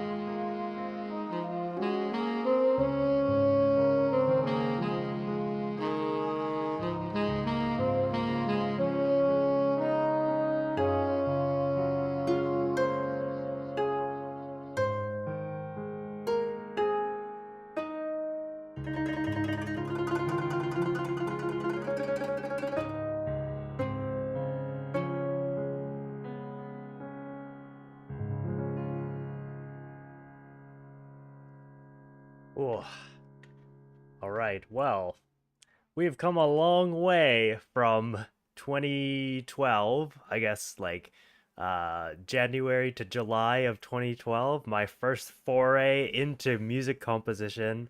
I guess I did technically take another music composition when back in like 2010, I think it was, because that was the first time I took it. Maybe it was 2009 even. But I don't have any of the music I wrote at that time, and I think it was all even worse than the stuff that we heard at the beginning of this stream. So, yeah.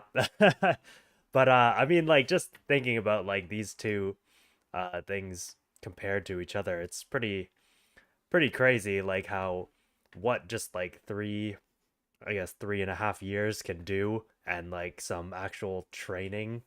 Because as much as the teachers were kind of like, you can do whatever you feel like, as much as that seemed to be their philosophy, they were very good at like guiding us while we were composing our things. So we would talk about things, like talk about how our composition should go, um, or like talk about this is what I'm thinking, this is the kind of vibe I want to tell this sort of story through my music, through this piece that I'm writing right now. And they would be like, great, um, you could try doing this and this. And they were always very open to whatever different style of music we were writing. I always wrote very consonant and uh, what I like to think of as pleasant to listen to music. There were times, you know, I did try and experiment a little bit just because we were in contemporary art school. So I did try and experiment with different things, like trying to use weird sounds and like different techniques that are not in the standard repertoire of what artists or I guess like musicians are used to doing, but never to an extent where I felt like it was detrimental to the music I was writing. Not to say that people who also used it were writing bad music. It's just that I think our goals were very different. Like I wasn't trying to write like modern contemporary art music, whereas others were, and that's totally fine. Everyone can do what they want, and you know, figure out their own paths to how they want to express their themselves through music or whatever form of expression you choose. But yeah, anyway, rather than trying to go through too much more, because I think a lot of this music is going to start getting to a level where it's going to start plateauing quite a bit. Even now, I think it's like it's reached a point where it's like I know more or less what I'm trying to do, uh, and like I can accomplish getting the sounds that I want. Like this one, actually, this one that just played Blooming Rose, I actually really loved making it because it was so fun. Basically how it worked is there were 5 heroines. Let me see if I can actually find some of the old artwork for it because I did save a bunch of it. I just don't know if I have a nice um like a group shot of all the characters. Um I mean, I can display this, I guess. Here, let's just add an window capture. Sure, window capture 2, that's fine. Let's see, what is this called? This is preview. Preview this file. Oh, and there it is. I forgot to hide it by default, but okay, sure. But yeah, so this was the title of the thing. Let's just, yeah. So it's バラはカタカナで書いても良い香りがする. Which is like a play on the Shakespeare line, like even a rose would smell as sweet. I don't even know what Shakespeare thing that's from, but this was the project that I was working on. It was basically like a guy goes on exchange program to Japan and does his like standard visual novel antics, meets a bunch of girls, and then you can romance them however you feel like. Um, but yeah, no, it was kind of cool, and it was a cool project because the director was like fully fluent in Japanese, and this was at a point where I had like barely started learning Japanese. I think I had studied a little bit, like self study, um, but I hadn't taken a formal class at this point yet. I think my first class was in 2016, I want to say, like fall of 20, no, spring of 2016.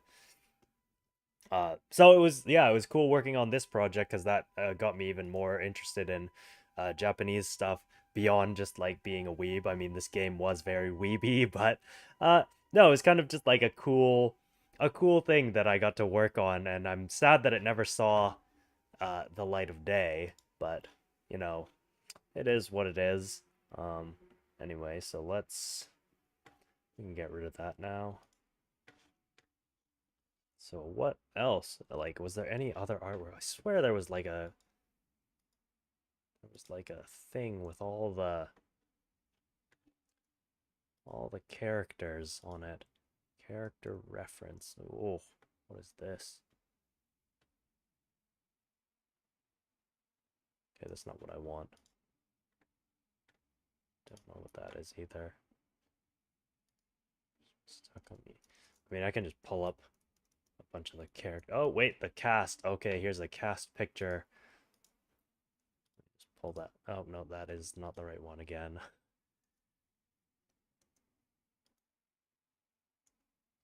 That is the demo version of them. And that's yeah, the finalized versions of them. Let's see. Let's just no properties, preview, cast.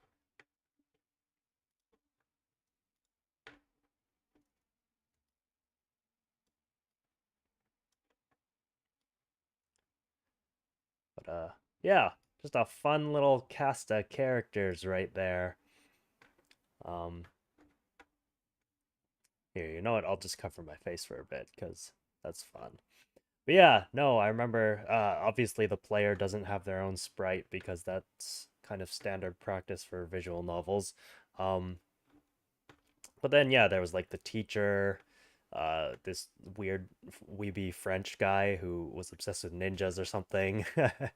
I can't remember. I think she was from the UK and she was just like also studying abroad and she was secretly super weeb, but like she was the tsundere character. This was the weeb best friend that you go on exchange with. This was just like a Japanese girl who worked at the kombini or something. Um, Very, I guess she would be like the kudere character. This was another teacher. I think this was the Japanese one and this was the foreign one. As evidenced by him being blonde, of course. You only for blondes, or how should I word it? Foreigners are always blonde. You can't be a foreigner unless you are white and blonde and have an irregular eye color, irregular for an Asian person. So like, I am not a foreigner because I am not blonde. And then there was this girl. She was like the laid back, kind of likes to eat and chill girl. What was her name? Mia? Yeah, what were all their names? I don't remember this guy's name. This is Marcel. I think their names are all written here. Yeah, Marcel, Brooke, uh, Chuck. Was this guy named Chuck? I can't remember. I want to say his name was Chuck. Uh, we had Setsuko, Ogawa Sensei, Mia, Minha. She's like a Korean girl. She was like a secret heroine, I remember. Like you weren't supposed to be able to meet her during the regular routes, or they were just gonna make her like a secret, like a sixth route.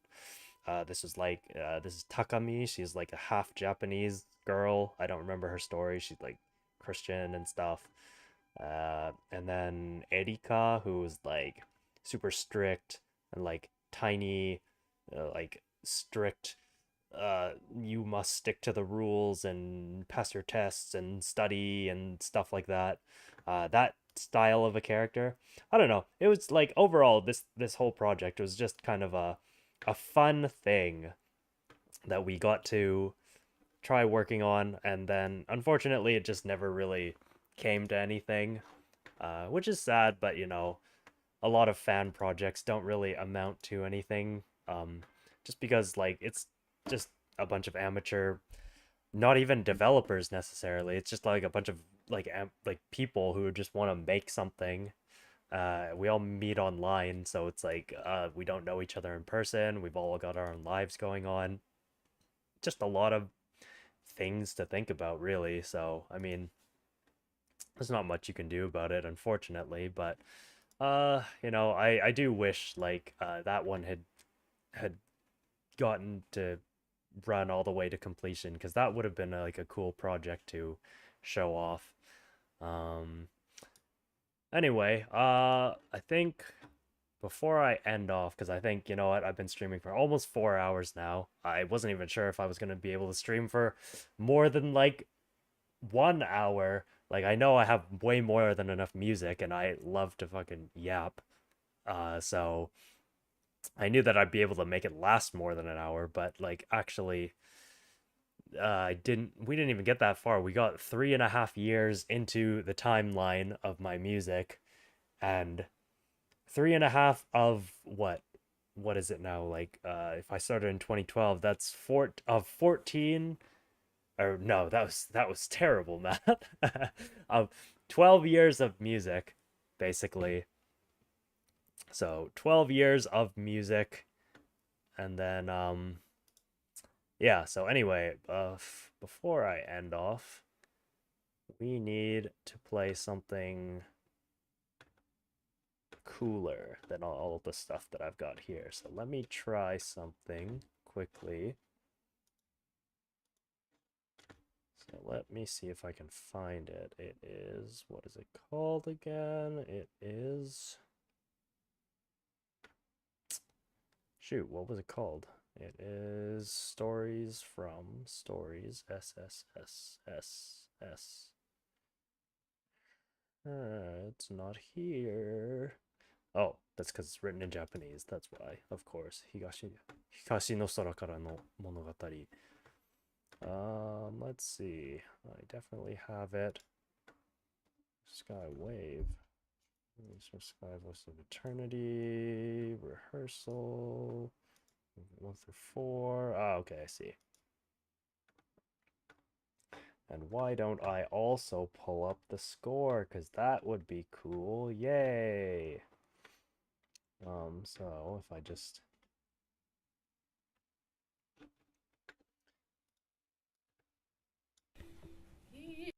Oh, okay. Yeah, I think I cut this one down, so it should just be the recordings. But yeah, so this is the last thing I'm going to show. It is also 13 minutes long, so it's going to be a, a long thing to show. But also, you know what? I think that's kind of worth it. So let's see. What is the best way to display this? Um, gonna... I am going to shrink myself down here. Just come forward in front of Ina.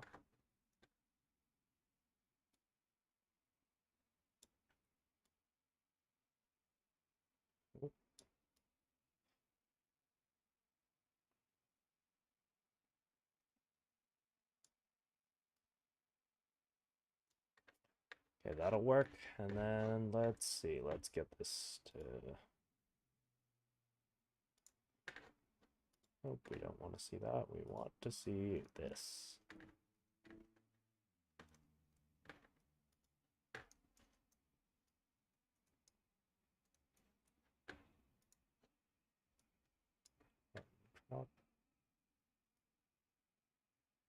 Oh, that's very, very big.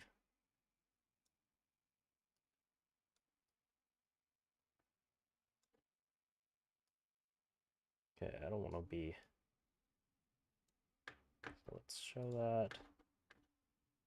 Oh, we can get rid of this. Side panel doesn't need to be in view. It also doesn't need to be in view. Okay, let's go like that. So, and then if I change the page, will that change with it? Yes, it will. Okay. So, I'll play the score along while it's going, because yeah, this is the actual recording that I did. This is my I want to say my third year final project. Final project of the year. So basically, how things worked when I was in school, we had to write at the beginning of the term or beginning of the semester. The profs would come up to us and say, "Okay, so like here's how this is gonna work. You are going to write a piece or multiple pieces for this ensemble of musicians at the that we will bring in at the end of the year, or end of the semester, sorry. And basically, you have the entire semester to work on this piece.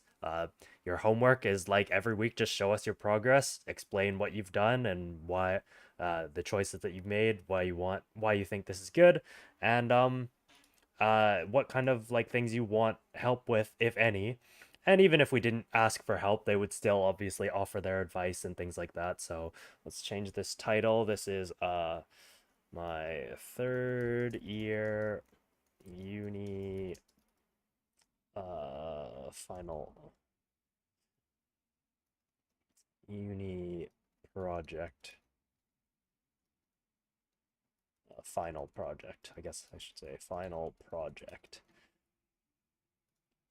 Okay, sorry for the jank looking stream, but yeah, so third year uni final project, and we'll play the live recording for it. So yeah, so the first two movements didn't make it into our final concert, unfortunately.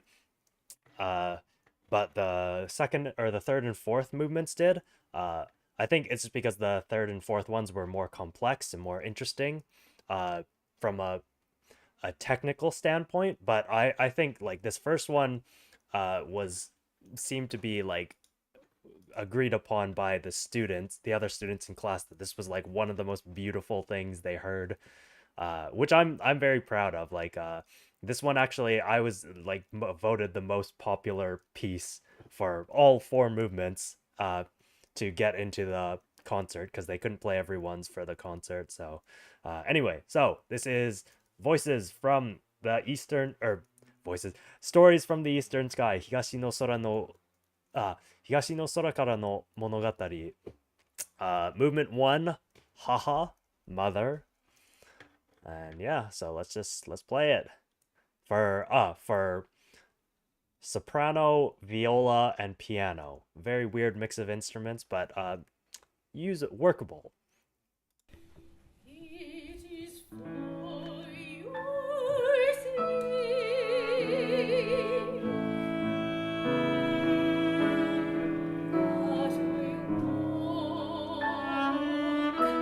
that I walk the fields in spring.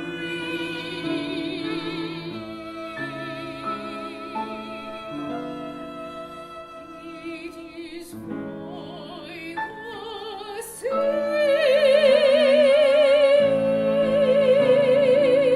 that we walk the fields in spring.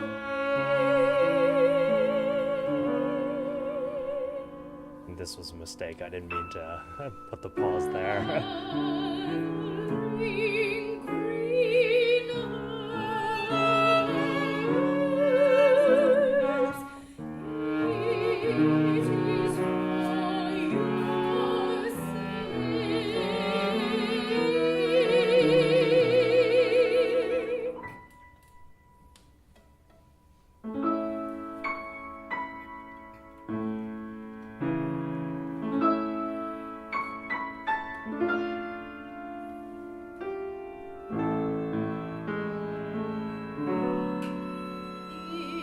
is for your sake. It is for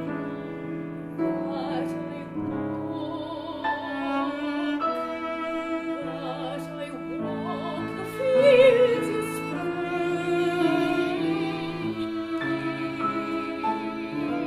I also had a bad habit of putting breath marks in all the parts for some reason. Oh, there we are. Trembled on. While my garments hanging sleeves are speckled with falling snow, it is for your sake that I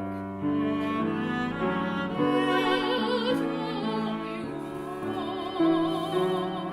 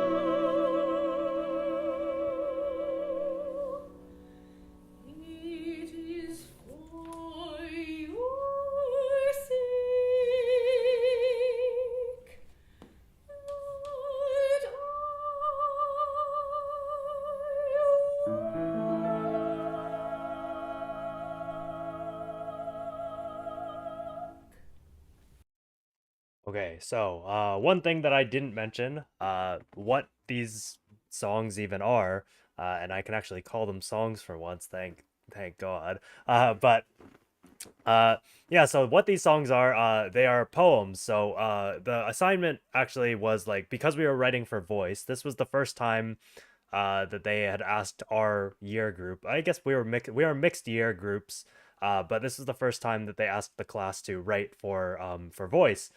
And so, in order to write for voice, we had to acquire some form of poetry that had been officially published. And so, one of the things was like you could go to a publisher and ask them if you could use the poetry in a book or whatever wherever you found it, and ask them if you could use it, or if it was self-published, then you would go directly to like the poet themselves and just be like, "Hey, I'm a student. I want to write music. I want to write your words to music. Is that okay? Can I get permission? You're more than welcome to come see the show if it gets like performed." And for the most part, like people seem fine with that. I was super lazy about this. I did not want to go searching for poetry or have to deal with talking to publishers or whoever, because like that just seemed like unnecessary work and hassle.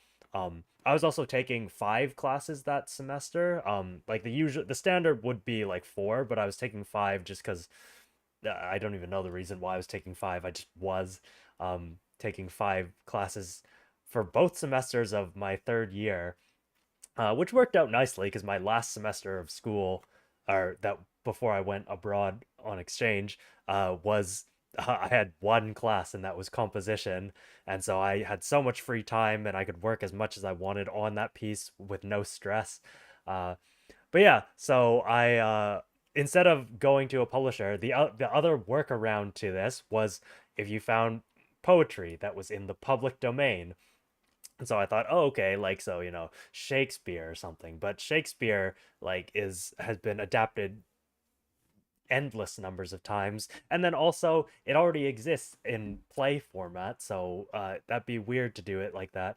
So the other rule was like it had to be in English or Latin, and I didn't want to work with Latin, which would have been super cool, but like I don't know Latin. I don't know how the phrasing of it works. I don't know how the pronunciations work, so it's a little trickier to work with than a language that I actually know.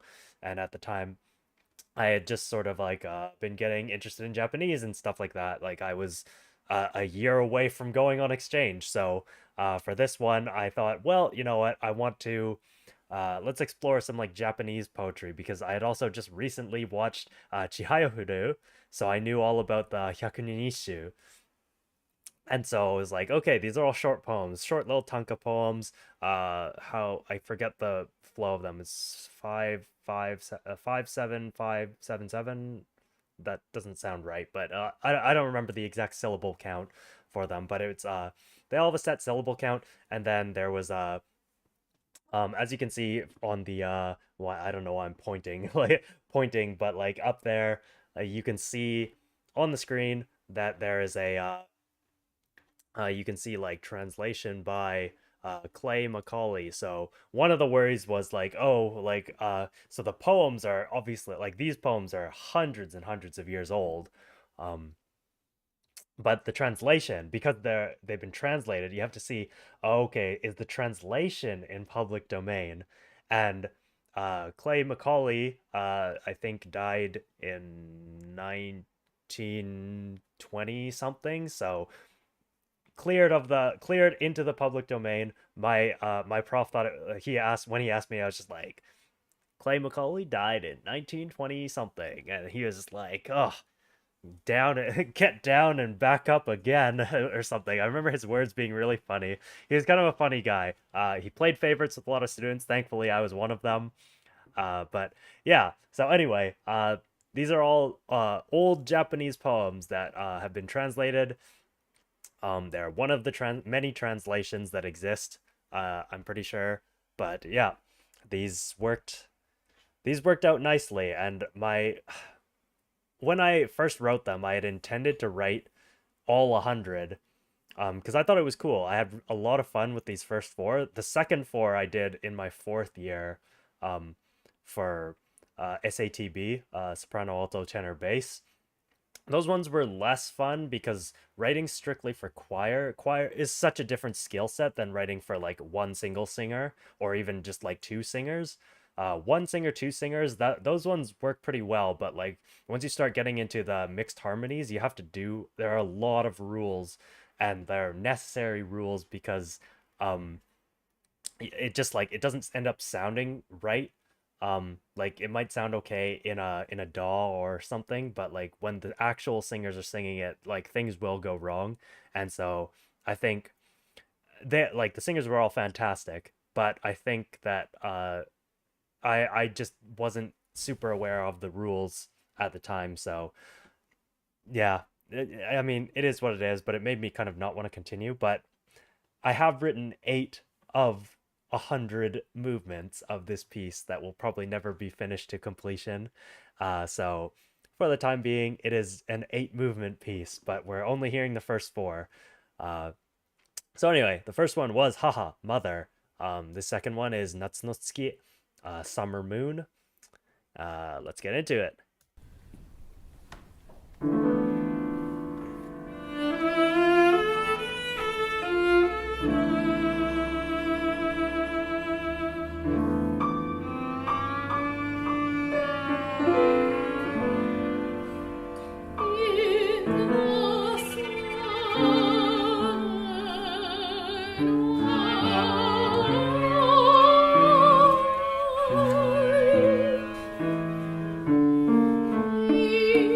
In the sunlight, evening still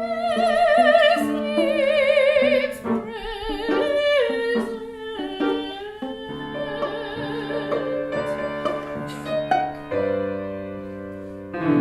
That part was a little tricky for but the just timing dawn is wise. near to what region of the clouds as the wandering moon come home in the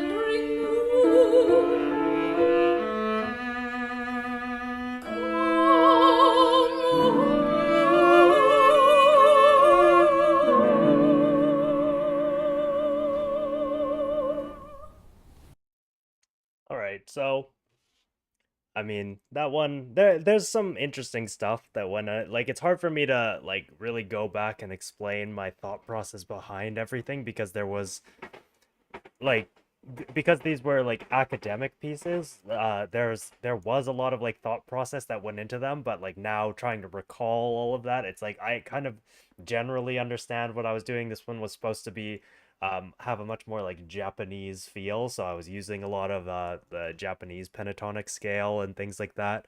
Um and trying to express the drama of the piece through this one, but yeah, it was just like it kind of I feel like with these I was kind of in for me at least I was kind of in tune with what I wanted to express, and so you can kind of get the idea of what the music sounds like when you're listening to it.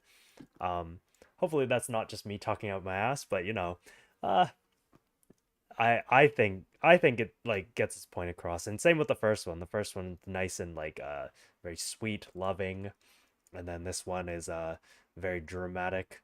Uh, like in the evening, in the summer night, the evening still seems present, but the dawn is here. To what region of the clouds does the wandering moon come home? Um, I mean, it's I don't think that he's expressing anything overly dramatic, but like I wanted to make it dramatic, and so I did. And I think that's why I chose to make it Japanese sounding, because there's not tons to express other than like the this is about the moon and like about the evening and stuff like that. So yeah. But then we have the next one, which is Hitori, alone. Probably not the best title for it, but uh whatever. Uh Hitori, alone. This one is extra dramatic, very dramatic, because the Archbishop Gyosom uh was like committed, was it committed suicide, or he like it was like assisted suicide by being buried alive. I don't know enough about it. I just remember reading that. I was like, "Oh, okay." And this is a very like the words that he wrote for this poem are very intense. So I was like, "Okay, let's make this intense." And time signatures were my friend with this one. I like had a lot of fun just like writing the time signatures, because it's like crazy. It's all over the place. Every like on this first page alone, every single bar is a different time signature, and I have not written something like this since, and it was just it was so much fun.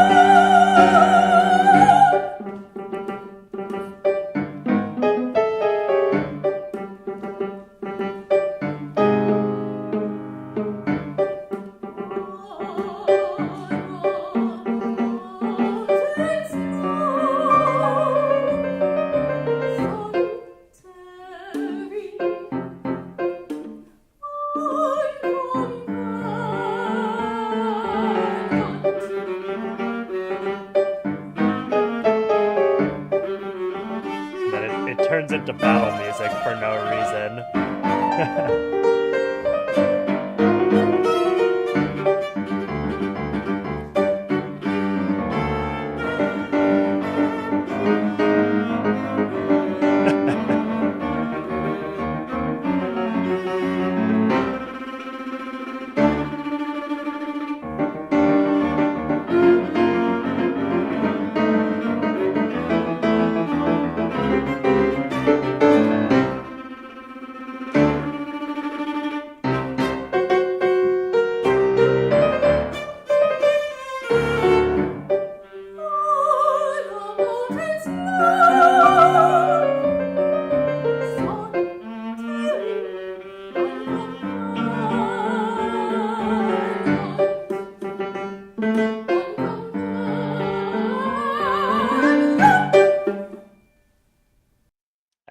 shout out to my prof. Shout out to you, Owen, because I'm pretty sure. Wait, actually, which one of them conducted this?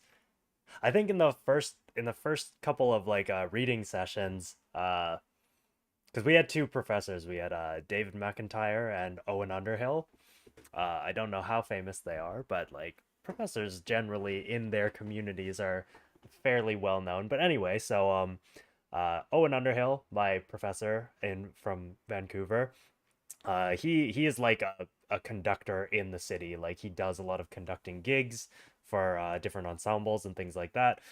David was more of a theater guy. Like he did a lot of conducting of his own as well, and like but he did a lot of like composing stuff for theater productions and also concert works as well.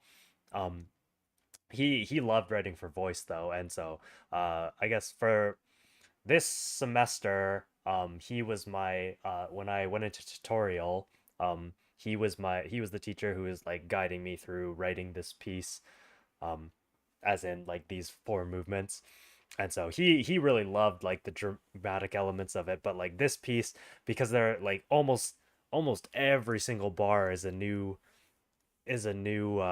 time signature. It was like it must like I've tried conducting it myself, just like looking through it and like listening to the recording, and like I get lost trying to conduct it because I'm like, oh man, this is like I really put them through the ringer with this one because this is not an easy one at all to conduct. And so they really like they got it, and I'm like I'm so glad that they were able to. But man, this was not an easy conducting job or like playing job for that matter. So yeah, but yeah, they really seem to like this one. I really like this one. Definitely like the latter two that did get into our uh recital concert at the end. The ones they picked were the ones that I think they chose the right ones if they were only going to be able to pick two.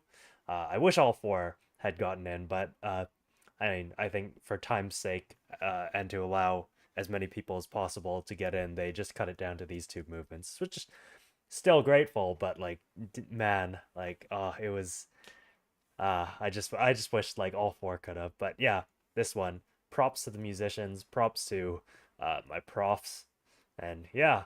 So anyway, let's get on to the last movement before I end stream, which is Hana, Flower, by Komachi Ono, Ono Komachi. And yeah, it's a nice sounding one, and I went intensely impressionistic on it because I wanted to be. I mean, I love French impressionism for one, but I was like, let's do harmonies that I don't usually do, and now it's almost become like one of my main styles to do music. Uh, kind of like this. There are some like atonal sections in this which are interesting, but no, the main thing for me is like I write a lot of impressionistic chords and like big wide uh big wide sounding chords, I guess that's the best way to put it. But I love things like sevenths, I love ninths, uh 13ths I like more than 11ths, but yeah, just like big beautiful block stack chords. They're all really nice. So yeah, my style now is influenced basically by this one experiment that went well.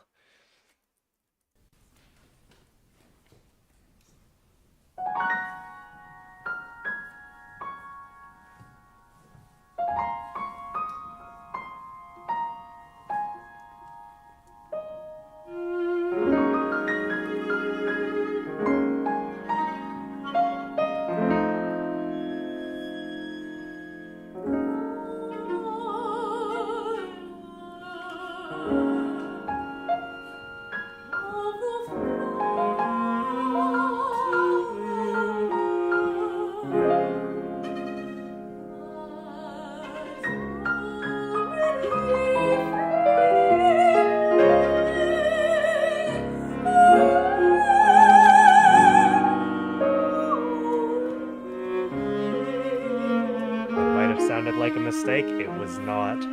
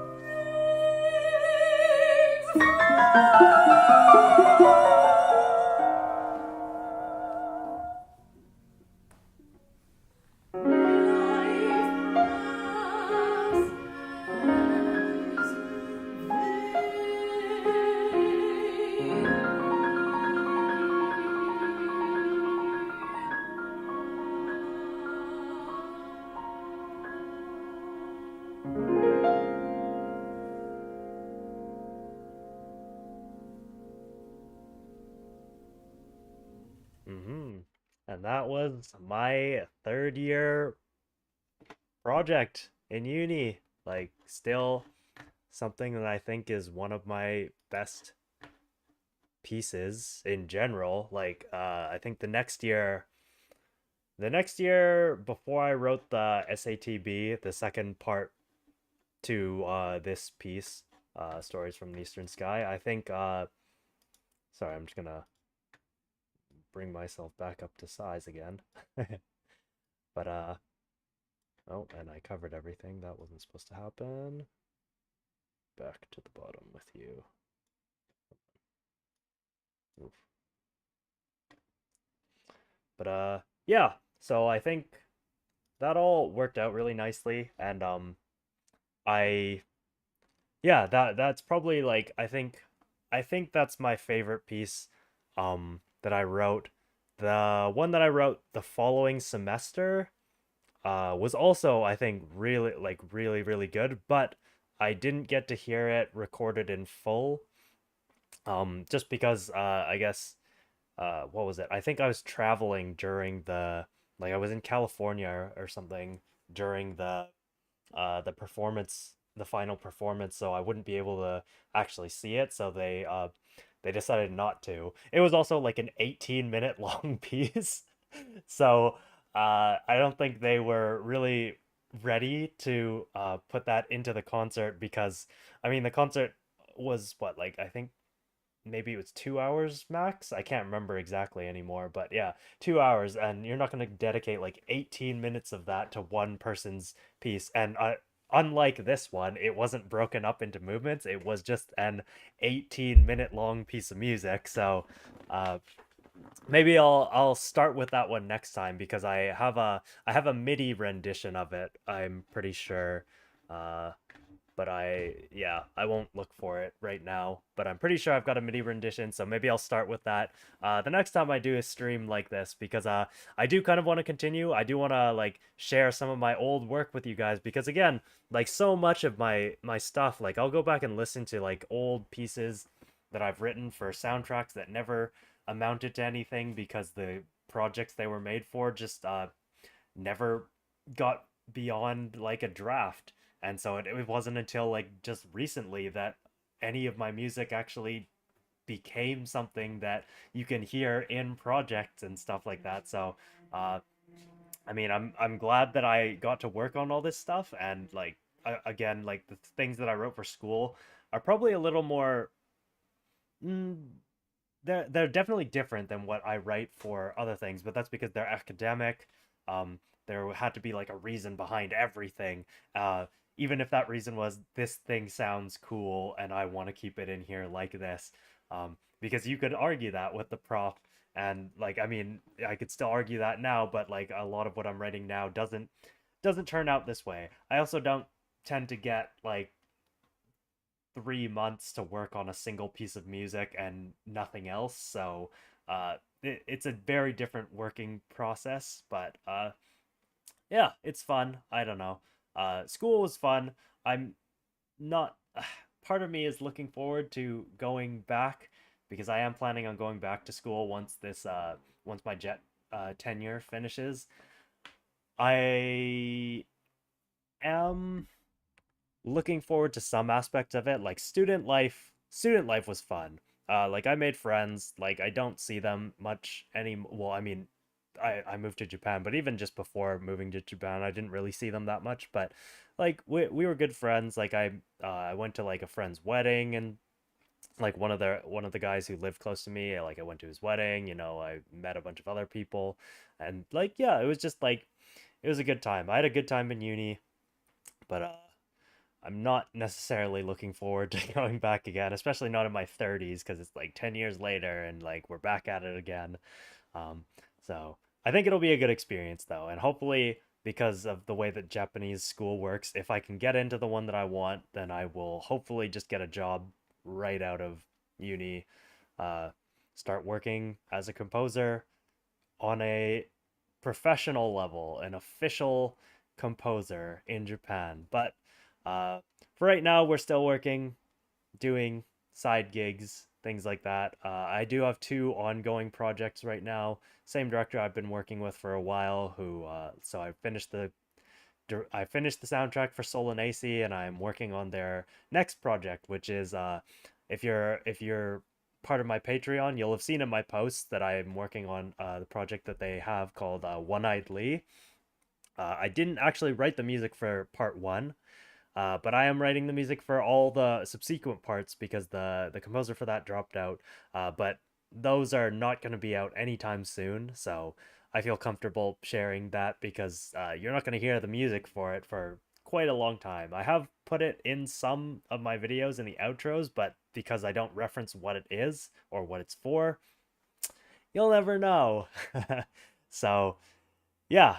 Anyway, it has been a good, like a great first stream actually. Like 420, 4 hours and 20 minutes. We've been going, and honestly, I didn't think I was gonna be able to stream this long. But like the fact that people even joined in, like obviously I wasn't expecting a big audience, and but like the fact that there were two, so that they could chat with each other as well as me, and then my old friend Drury showed up. That was great. Like I had a lot of fun chatting. Like it was a lot. I honestly didn't know what to expect out of a first stream, but yeah, no, I'm looking forward to doing this again. It might be multiple parts because again, we only got through 3.5 years of music work here, and there's a lot more that come up in the next few years. So yeah, it should be fun. Like I really want to share some of the projects that never came to be, a multiple of which are actually mine that I worked on as director, and just like because life got in the way, I couldn't see them to the end, but a lot of good music came out of those projects as well. So um yeah, anyway, I think that's all I've got for today. I know my stream was probably pretty janky, and I am going to have to go through it later on. I'm not gonna make a like I mean, the VOD will be up. I'm not going to make like an edited version of this just because I don't think it's worthwhile, and I don't think anything super funny or like worthwhile. Yeah, I already said that. I don't think anything super worthwhile came out of this stream that needs to be highlighted in like a highlights video. Um, yeah, a VOD. I'm not one to watch VODs really, unless it's for an event. Um, but who knows? Anyway, this has been fun. I definitely am going to do it again at some point in the future. Like I've got my setup here. This has convinced me that I should actually buy um like what's it called? A capture card. Like or a stream link thing. I've heard the stream link little thing, like the little dongles are actually not that great, even though they are industry standard. Like they overheat apparently very easily. So uh I will look into like getting a capture card because I wouldn't mind doing some gaming either. If streaming can get me back into gaming, all the better. But yeah, because right now I'm using my phone and some freeware, which is why you've been seeing there's been a watermark that shows up here every once in a while. But yeah, either way, I had a lot of fun on this first stream. Hope you guys did too. And for those of you who are watching the VOD, thank you for tuning in and apparently leaving the video on for this long because like damn, this video should not have lasted this long. But I'm just glad that the first stream went well, and hopefully from here on out, I can still have at least like a handful of people like today pop in and just say hi, see what's going on, listen to some music. Obviously, I'm not gonna be able to play other music that is not my own, but yeah, I may switch over to Twitch at some point. I don't know right now because I don't have a presence, but I feel like that'd be better for maybe like if I start gaming, then I'll do gaming on Twitch. Whereas YouTube will be better for like these kind of music streams if I'm doing like or just like chatting streams or something like that. Who knows? Again, I may switch over to Twitch at some point, and I'll always make sure to post about it in YouTube on YouTube so that anyone who wants to come join those can come join in whenever I'm streaming, which will probably not be often, but you know it'd be fun to do every once in a while on the weekends when I've got time. So yeah, again, thanks for tuning in. Uh, I will do this again sometime, maybe next weekend, maybe the weekend after, who knows? But definitely I want to do it again. So thank you for tuning in. Hope you had a good time watching this. And if not, sorry. But yeah, if you liked it, for the people watching the VOD, leave a comment down below. Make sure to go support me on Patreon, and I will see you in the next stream or next video, whichever comes first. So yeah, bye.